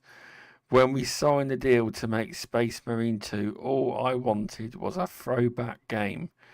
We had the chance to work on something which by its nature was old school. I can't even comprehend many of the current games that we play these days. They are too complex and too much of an investment. We worked on Halo back in the day, and that game could be distilled down to the simplest shooting loops, but it was entirely addicting. That is what we wanted to recapture. I hope that games like Space Marine 2 and Wukong are the start of a reversion to the time when games were simply about fun and immersion. I spent some time as chief operating officer at Embracer, and I saw games there that made me want to cry, with their overblown attempts at messaging or imposing morals on gamers. We just want to do some glory kills and get the heart rate up a little. For me, this is what games should be about. There we go. Yeah. Has that been confirmed that is him, or is that someone pretending? Because I thought that was a post that no one could confirm or deny otherwise. Saber in Zero responds to Asmong Gold's video about Space Marine 2. I don't know if that can be confirmed because it could be. Well, maybe it is. I mean, yeah, if I remember seeing the Asmon's Gold, Asmon Gold was what have we, proves what we've lost or something. It's like those titles. Oh, I remember that video. Yeah, it was a lot. Yeah, did he drop it last week or something? Yeah, something along those lines. Yeah, I can understand. To be fair, there is a point where you can overcomplicate the simplicity of things. You can overcomplicate and over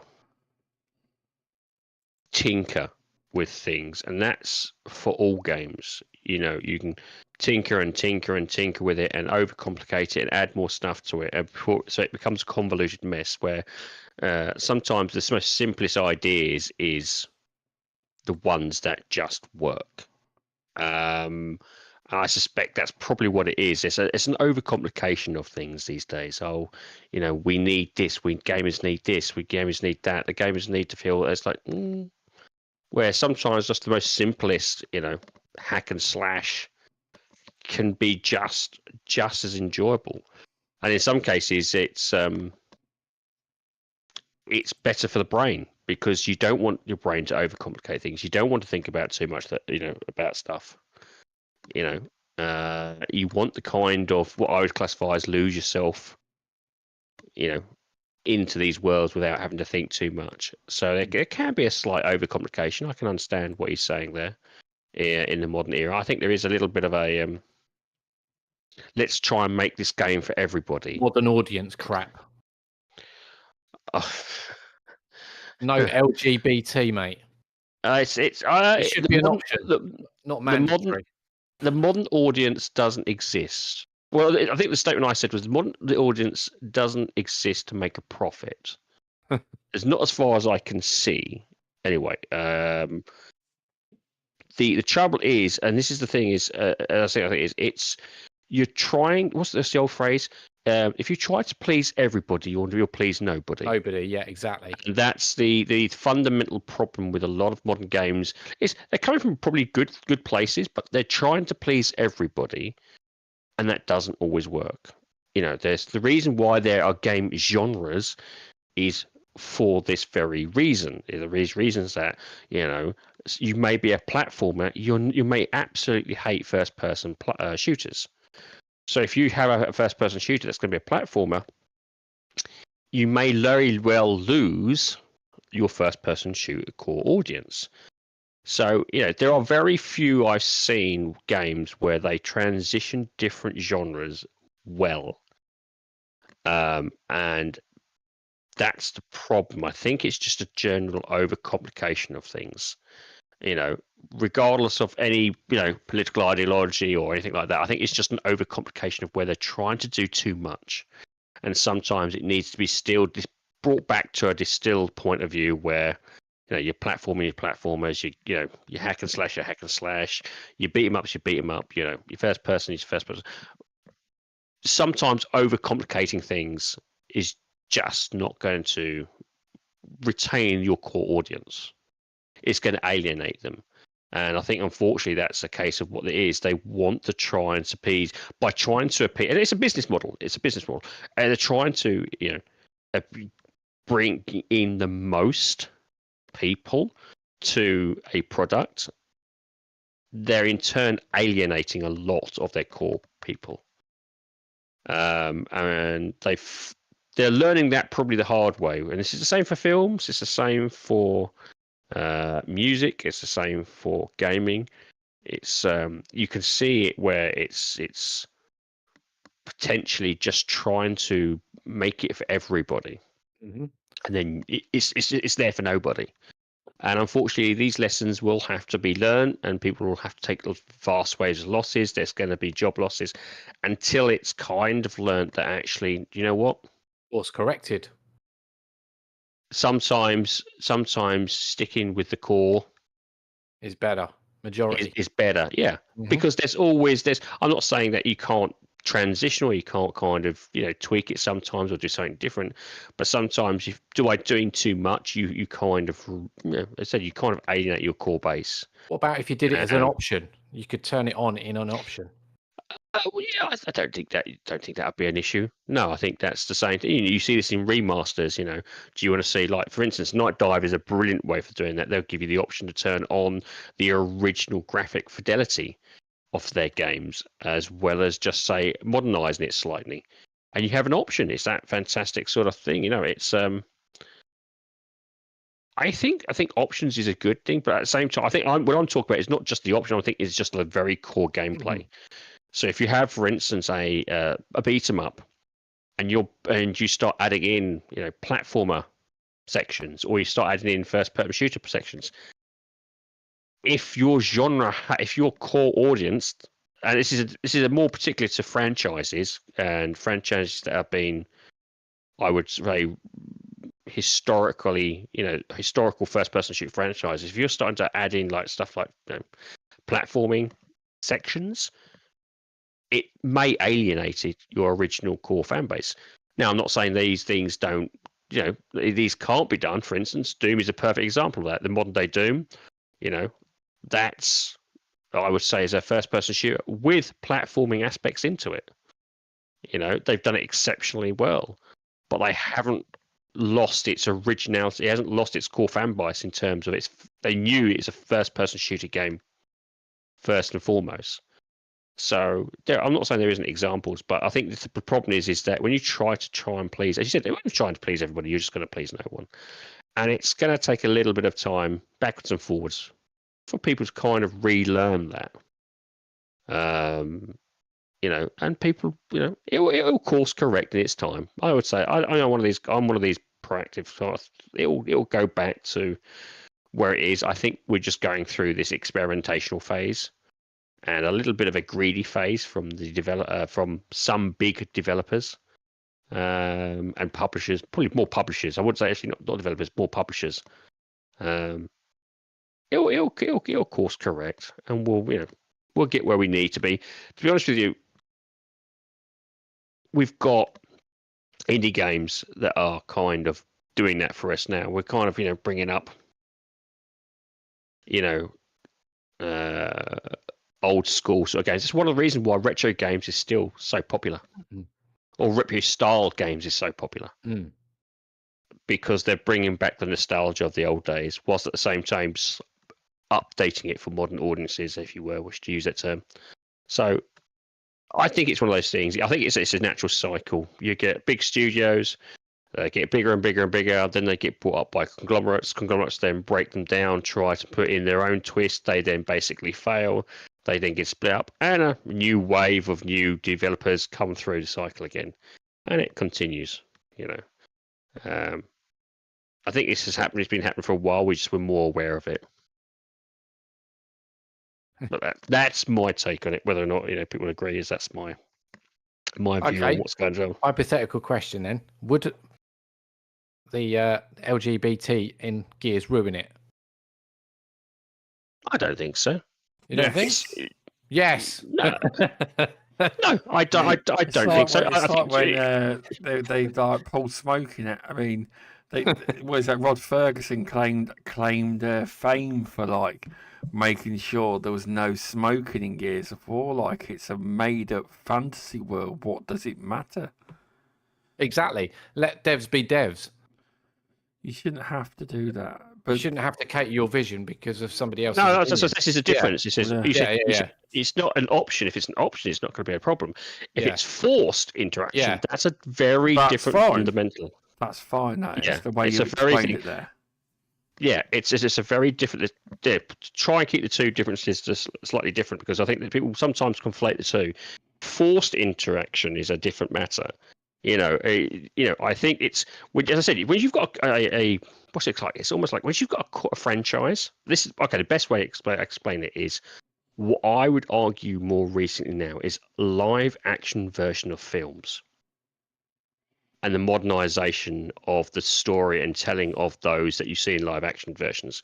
If the core story was always pretty good, may not be up to the latest standards, but it was all the basic premise was always there.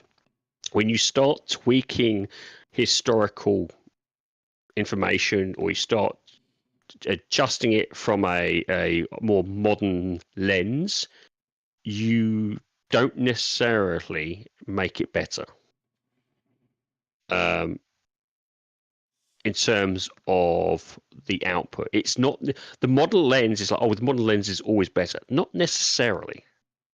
It's not always correct, and people forget that.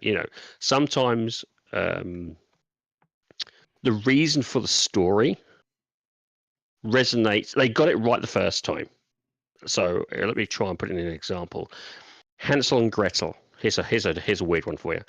The Hansel and Gretel story, the way it was told, is there as a slight warning, but it's also there as a prominent story. It hit its core audience very well. It knew what it was aiming for, and it knew what it's trying to tell. A tweaking of that, you're probably going to end up missing the core reasoning or on the path of what it's trying to explain to people. So sometimes people who input their own biases or stuff like that don't appreciate the core ethos of what it is. And that's why I think you have to be a little bit careful with existing franchises. I think you need to stay true and tested to what is the original source material. So as I said, Night Dive is a perfect example of this. They don't tweak anything. They don't change too much. They stick, regardless of whether they agree with the source material, they stick with the source material, and they bring back stuff that's missing, but also make it slightly better with some tweaks. That's as far as they go. And I think that's the best way of dealing with it. If you start tweaking it or looking through it through a modern lens, you can potentially ruin a franchise in that regards, because you've got the existing core fan base who won't like you for it, and the new core fan base won't understand it because you're tweaking what were the original premise in some cases, or the original reasoning behind certain things. So it doesn't make sense, So I would say, when it comes to existing franchises, leave them alone. Yes. Stick to the originals. If a new franchises, I don't see the problem at all coming through and trying new things out. Try and test them, see if they work. If they work, they work. They don't, they don't. That's why I think it's when it starts to dive. It wasn't appealing. The character designs were dreadful because of that influence. To be honest with you, was this Concord you're talking about? Yeah. I think that was a little bit of a catch-22. I think it's easier to point in one direction and say, oh, it's all because of this. No, I think this was an 8-year development plan. And when it first started off, it was based on that time period when everyone was doing the looter shooters, effectively. And so it's like, oh, this is superb. This worked. Character design, that's subjective. I would argue, to be fair, I've seen really bad designs, from many games for about 20, 30 years. Things go back, right? Sorry, I was just reading back some things. Removable. If Concord had the characters of, I don't know, First Descendant, I would probably play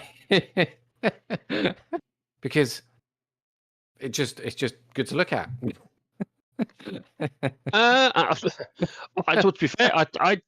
To be fair, honestly, I've seen character models that look horrendous, but they're still fun to play. Yeah. I mean, Overwatch, their character models ain't the best, but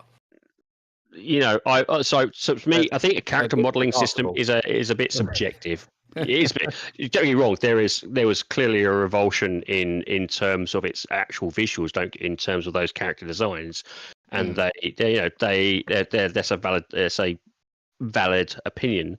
But at the same time, I think it was a little bit overblown as well. I think, to be honest with you, it was just from what I'm hearing, it was just a random run-of-the-mill looter shooter that didn't bring anything to the table.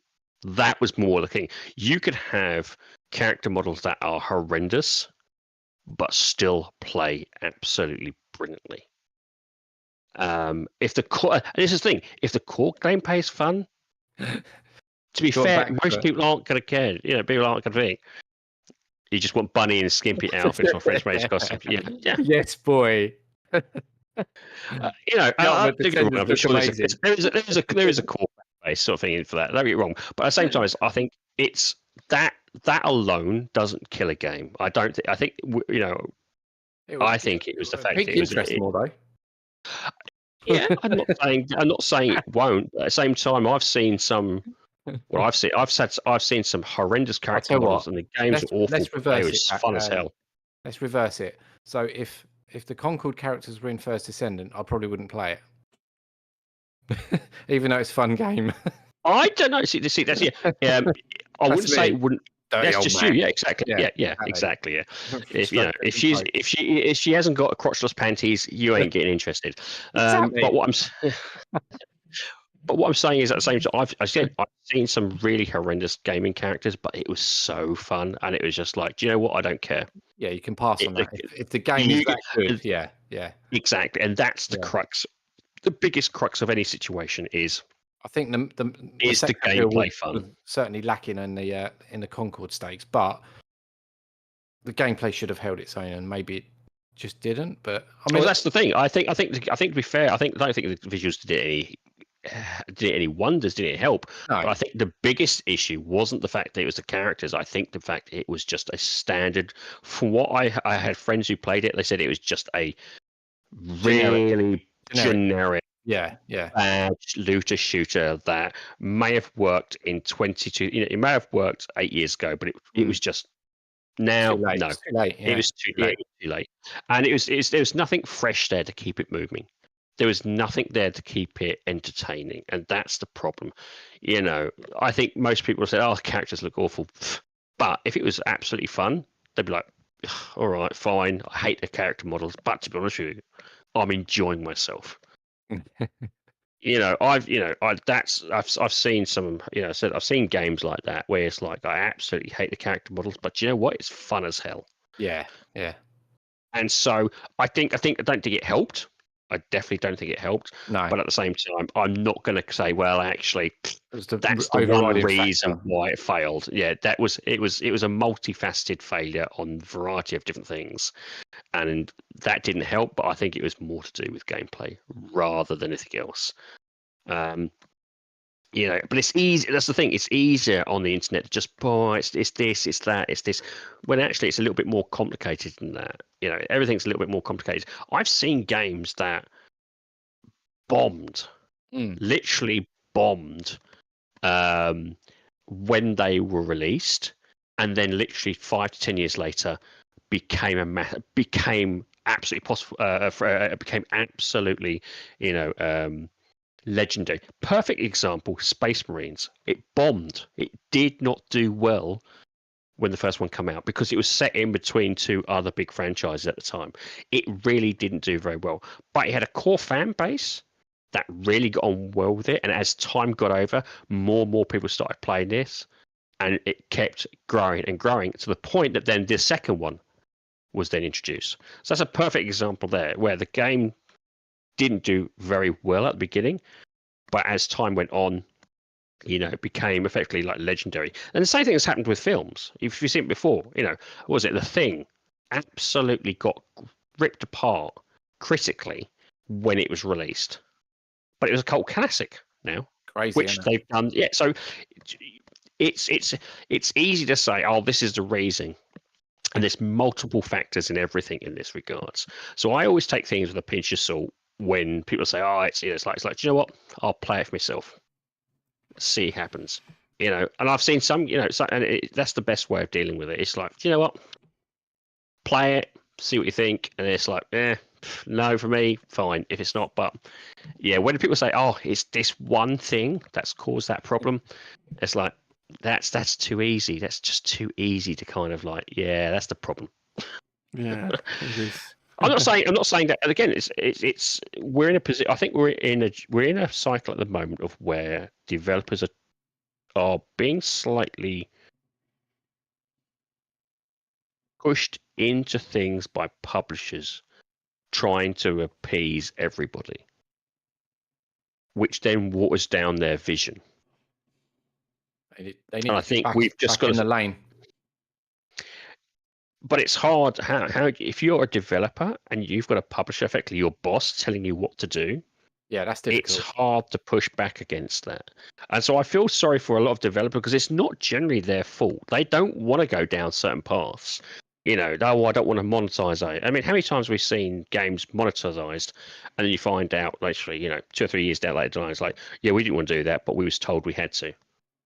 But the thing is with Ubisoft, they haven't got a history of doing all this LBGT thing, and then Star Wars Outlaws comes along, and it's like, what's changed? Because I think that they've had diverse characters, but I don't think what I would say is maybe it's not as prominent. But I would say I've had diverse characters, but that's not again. It's not that. I think it's the fact it's the monetization, and the fact that it's trying to do everything. Because some people actually enjoyed Star Wars Outlaws. I've seen that they've actually liked the loot, and some people absolutely hated it. It's like the Ubisoft the game. generic. This is the thing with Ubisoft. I think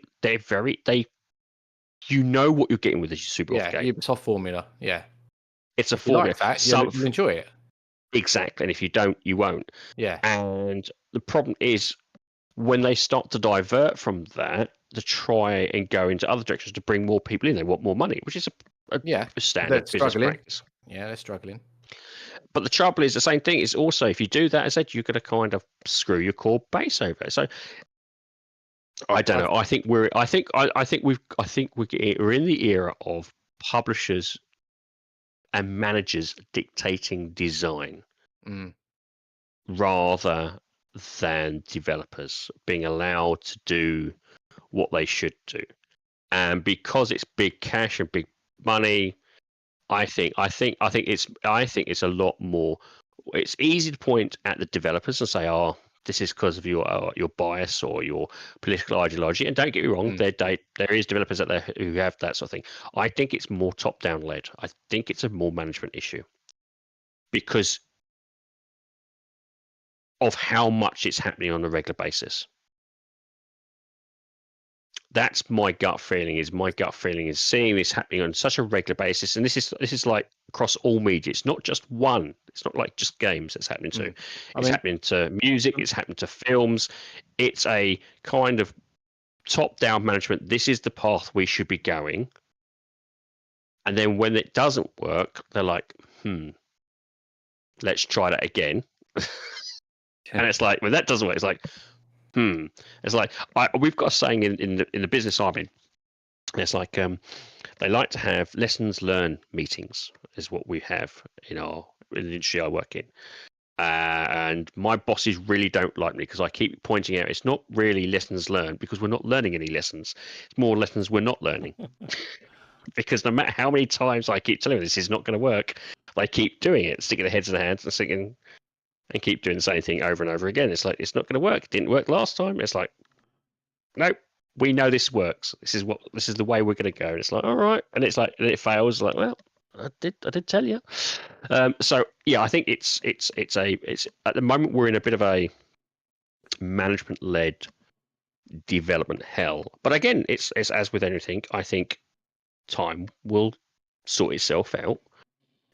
Huge losses will bring people back into the natural order of things. The gamers themselves will vote with their wallets.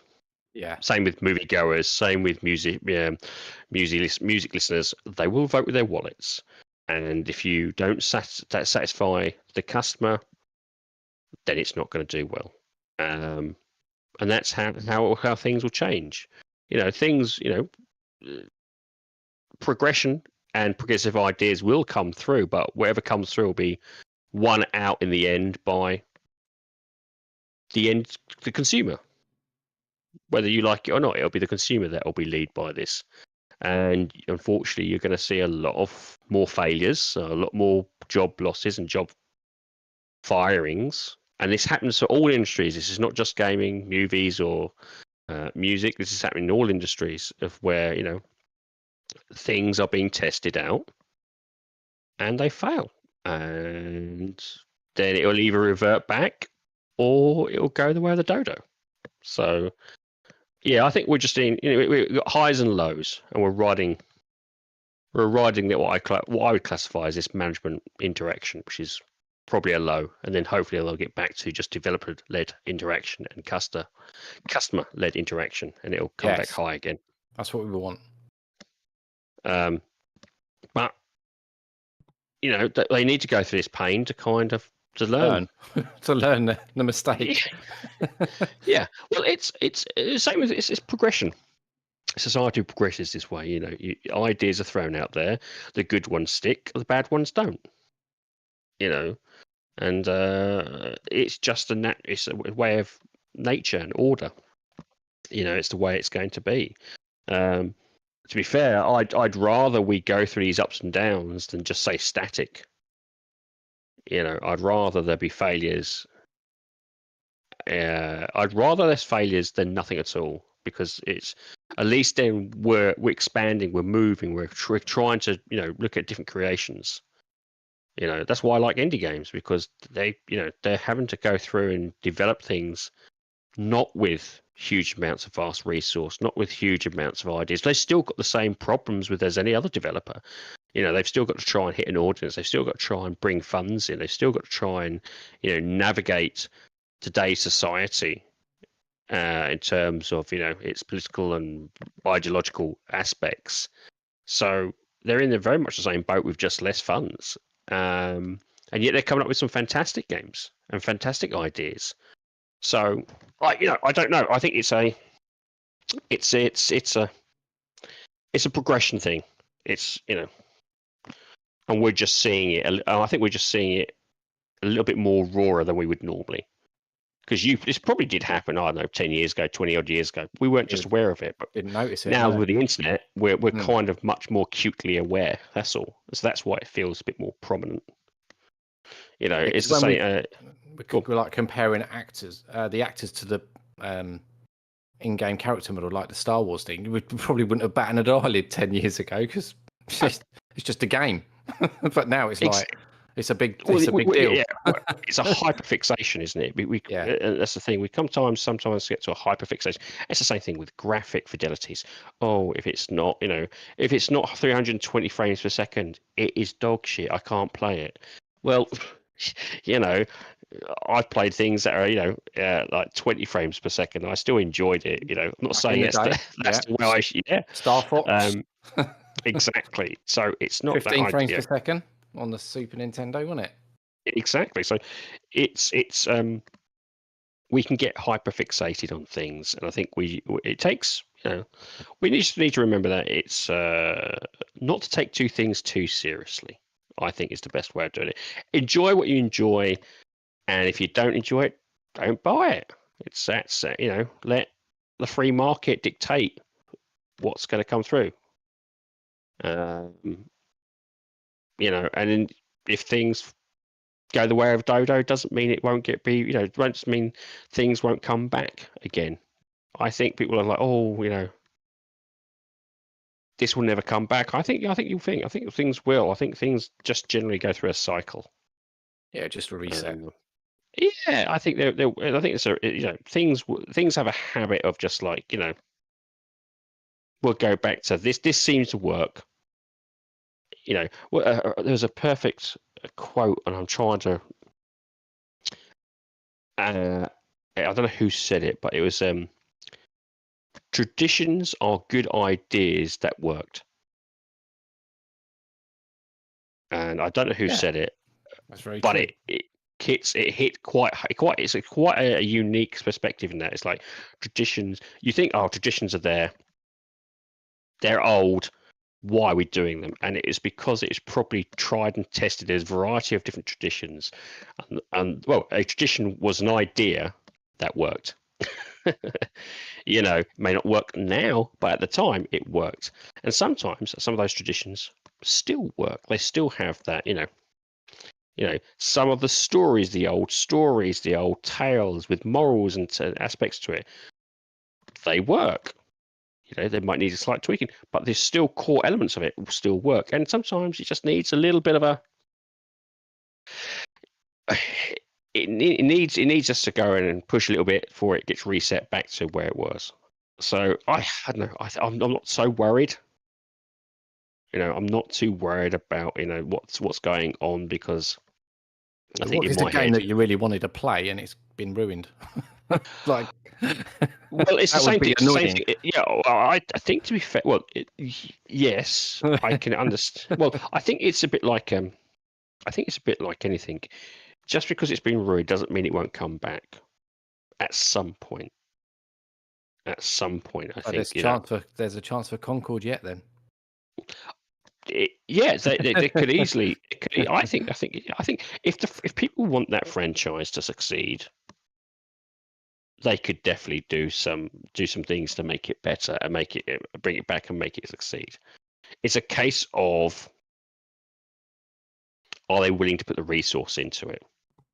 My gut feeling is probably no. It should do, because they put 8 years in already, so be a bloody shame. That's the thing. I don't think it. I think it's a shame they've pulled it, but at the same time, maybe they've pulled it to try and rework it and bring it back. Yeah, You never know, and it's anything can kind of be Anything tweaked can and modified. succeed or fail. It's just Well, perception. No Man's Sky is the perfect example. Yes. If you ever thought that nothing can ever come back, look at No Man's Sky. Look at all the promises Sean Murray made and how many he didn't deliver upon at the very first iteration of that game, and how he has blown that out of the water and not only proven it, but over-delivered and consistently over-delivered in turning that game around. So to say things can't come back, I maybe a very small chance, maybe almost minuscule chance, but he has proven it can come back. Things can come back if you're willing to put in the dedication, willing to put in the resource, and willing to put in the time. Any bad idea can be kind of tweaked, modified, and brought back into the fold. And I think that's a perfect example of that. So yes, there is a potential for Concord to come back and come back stronger. The case is, if they're going to wish to do it, I hope they do. I hope they don't just basically drop it like a cold brick. I think that, there are people out there who've probably sacrificed 8 years of their lives trying to get this thing done. And my gut feeling, management has kind of screwed the pooch on it and forced them down certain paths, maybe. I'm not saying that there isn't probably some ideologues in there as well, but at the same time, there's some probably, there's thousands of people that probably worked on that game. Thousands, and to kind of all lump them into one area, I think is a little bit harsh. I still think it can come back, and it can come back to be a fun game. It's just a case of, will Sony kind of push hard on it and trying to bring it back? I don't know. Certain companies and conglomerates, they're brutal. You've seen that with so many game studios recently are just like, have gone the way of the dodo, and even game studios that did exceptionally well have been kind of let go on and just been dismantled. It's a little bit of a brutal time at the moment, but I think it will turn around. Well, that's my hope. I think the industry will turn around, and if not, then I think that's where the indie devs will come forward and they'll move up the ranks. They'll be the big. They'll be the next wave. Developers, yeah. They'll be the next wave. So I think there's always something there. I think we're very spoiled as gamers. We are really spoiled. There's so much games. We are so spoiled for gaming. As I said, nostalgia has reminded me very much of how many games there were in the 70s and 80s and 90s, and there was never as much choice as there are now, and there's never as much quality as there is now. We may not feel it, but there is. If you add in, the indie game genre, I think that we are very much spoilt in terms of what we can play. I think sometimes we forget. I've done it myself. I forget, of what we've got. You can get hyperfixated on the most smallest little things. My kid, I've got him a little retro game console. It's got 15,000 games on it. 15,000 games. Anything from the Sega Mega Drive up to the PlayStation 1. 15,000 games. I couldn't have dreamed of owning something that the size of a Game Boy in my hand would have all those gaming systems that I could play through. And that's thousands and thousands of hours worth of quality gameplay. My son's playing the original Sonics from the Game Gear, the Master System, the Mega Drive. Absolutely enjoy it. He's got everything, every possible game he could imagine playing that. I could even imagine that, 20, 30 years ago. It's crazy how we've expanded. And I think, the next 20 or 30 years, kids are going to look back they're going to look back to us and go, Christ, things that can only either get really better. I think generally things are going to get a lot better, but it's crazy how we're evolving. That's my old fart sort of take on the things. I don't know if anyone else believes that or not. Stubbs is asleep. Stubbs? I'm here. I'm here. He's nodding off. In depth analysis. He's thinking about pot noodles, aren't you, mate? Yeah, he is. No, I'm not. We ain't You're got telling none me you're left not thinking anyway. You've eaten the last one, or was your little boy eating the last one? He's eating the last one. What was Yeah. it? Chicken and mushroom? The green one. Chicken and mushroom. Yeah, it is. Yeah. My boy has that one. He loves it. I do like a chicken and He's had mushroom. one pot tonight noodle. and all. I can't. My brother loves the tomato and beef one. I couldn't. He loves that. I love the chicken and mushroom. I know they're bad for you, but I still love them. They're quick and easy. Oh God, yeah, it is. But yeah. But I know. I think Yeah. it's a. I think that's that's trying to put the gaming world to rights. But I think it's one of these things. I think things will move forward. Things will go up and down. Things will change and progress. And as I said, good ideas will see through. Bad ideas won't, because at the end of the day, it's a consumer-based led world. Whatever consumer wants, whether you agree or not, will tell how things move forward. And that's unfortunately that's the way the world works. Stubbs, you know this, isn't it? Right, in your industry, the bug industry. Yeah, it's true. It is. It's. I think it's just a matter of fact, regardless of what industry you're in, the customer So like is you're on willing about to layoffs spend. and that. There's layoffs in our industry, but that's that's not to do with the actual industry. That's to do with, for some reason, big private equity firms have taken a liking to the UK pest control market and are trying to buy up medium to large businesses. And what happens when acquisitions happen? Qualities goes down, bit like any half the industry. staff walk out or they get fired, and that's what's happening. It is, but but then again, you'll get smaller businesses start up. You will, yeah, you will. But I'm not worried. We haven't been tried to be acquired. Not happening anyway. Yeah, we're not big enough. Don't you tell me. You'll get one big industry, one big call would go, oh right, Stubbs and Co. We'd like to offer you $4 billion for your product, and you'll be like, yep. I'll tell you one thing though, people, the big firms do look at me on LinkedIn. A lot of them. They know I'm. That's because you're basically you're posting to here's me with a rat.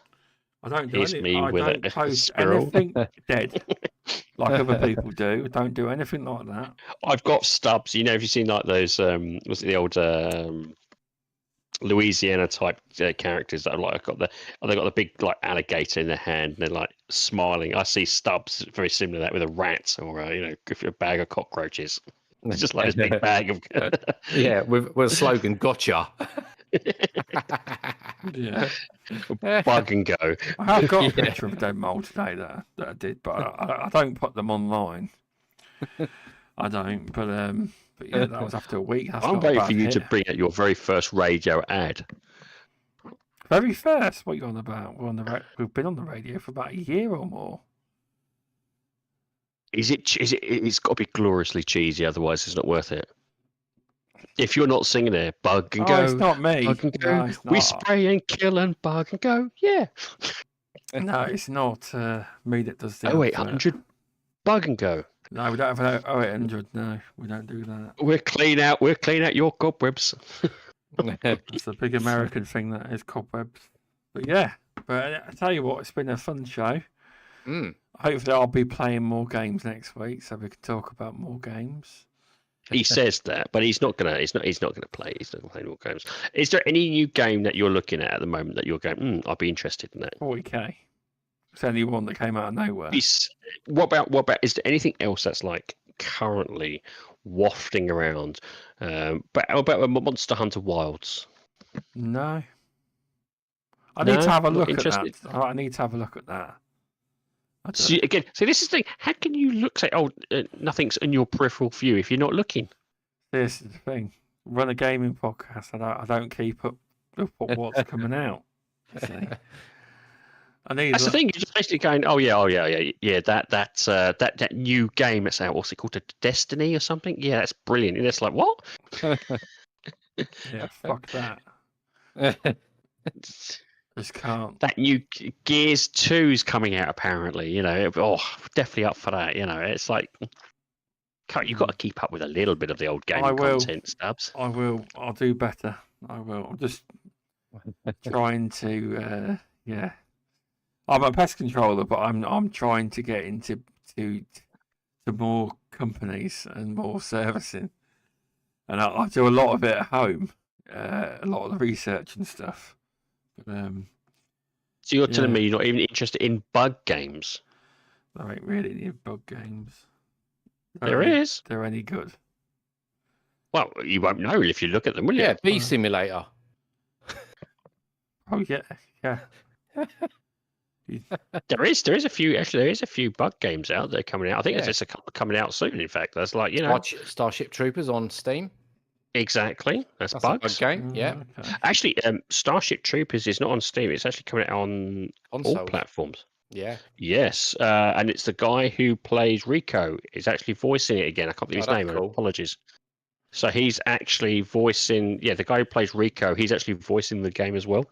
Nice. So yeah, I saw the PC version when it was out. I think we're now getting the console version of it, and it does look really good. It's effectively Horde mode with Starship Troopers. Yeah. So you can kind of set up perimeters, bases, then you've got your different classes again. It does look really good. I'm hoping that, and from what I've seen people play of it, people are absolutely loving it. So it's not like Helldivers. Well, it is a little bit like Helldivers, but it's clearly, it's not. If that makes sense, it's they've done their own Starship Troopers thing. I mean, that looks absolutely fun to play, sort of thing. That would be good for you to play with Stubbsy. Just get into like a Masuka on there yourself. Bug killing. How could you not want to be? It's on Steam as well. I just think here's the thing: if you got the guy who played Rico to do an advert for your company, you'd hit 2 franchises at once. You get all the people who are fans of bugs, and be like, yeah, exactly. See, but I've got to go now. It's 11:20, and thanks for coming on, Paul. It's been good to have you on. It's been a pleasure. Thank you for inviting me on. Been a good conversation. Let us know when you're free, because you can always come on. Yeah, thank you. If you want to, you can. That's no problem. And hear me talk. But yeah, Paul, thanks for coming on. Do you want to let people know where they can? It's probably just X, isn't it? Yeah, it's just X now. Just Paul Paul AFC on X. You're not on Pornhub anymore. No. Big schlong 101. Haven't got the stamina anymore. it's a quick old for that. Hey, if Ron Jeremy can basically make a fortune out of porn, you've got no problems, mate. So true. Yeah, there's time yet.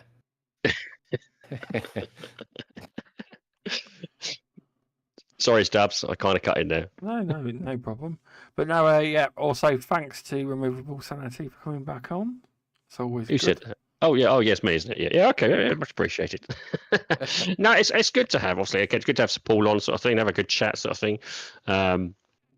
I said we'll talk about anything. We have no problems. We have no queries and quandaries about talking about it, as long as it's respectful. Well, actually, it doesn't even have to be respectful. Look at the way me and Stubbs talk. Yeah. As long as it's enjoyable, I think at the end of the day, we don't care. No topics, but it's great to have Paul on again. Hopefully, we'll get you on again soon. Yeah. I think, is it Masuku next week? Or is it Stubbs? I don't know. You don't know. I'll have to check. It's we try to book things forward, but when I used to run Midweek Gaming, we used to have quite a good structure of who was coming on, but we don't do that. Do you know who we haven't got on for a while? Is Tushi and Animated Evil. I have tried it, Tushi, but he said he doesn't really game, so he doesn't really see the point in coming on. So I have tried. We can talk about Tushi if he wants to. Well, I'll ask him again, and I will ask Animated Evil then. Yeah, because we haven't seen anything. Oh, Cerebral Paul. It's been a long busy time. with lots I of haven't really spoke to him in a long time. See, you're just not talking to anybody now. You just Reconnect. Yeah. But yeah, for those who are interested in listening to me, or even talking to me when I'm not on this podcast, you can find me on YouTube, Minds, Odyssey, Rumble, and X and Xbox under RemovableSanity.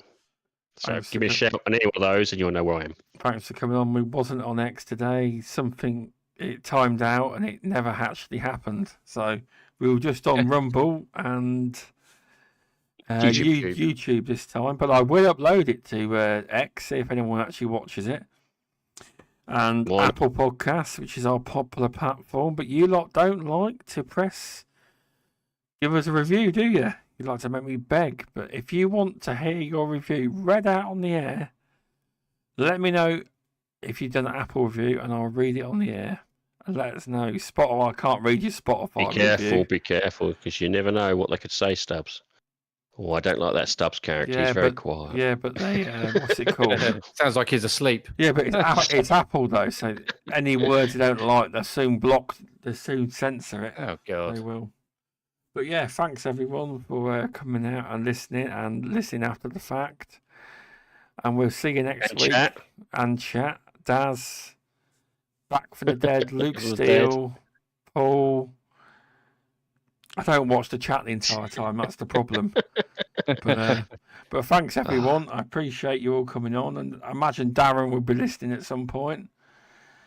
Well done on getting your job, but I'll have to get him on soon as well. But I'm terrible for getting people on, but I will get the people you are mentioned. I will try with Tushi. I have before, but I will try and get hold to Cerebral Paul again and see if he will want to come on. I will. But anyway, bedtime for you, though, isn't it? Now that's it. You've gone past your bedtime. Yeah, I'm off to bed. All right. He's slurring his words like he's just had a drink. I just drink water in a minute. So even that's too much for him. Yeah.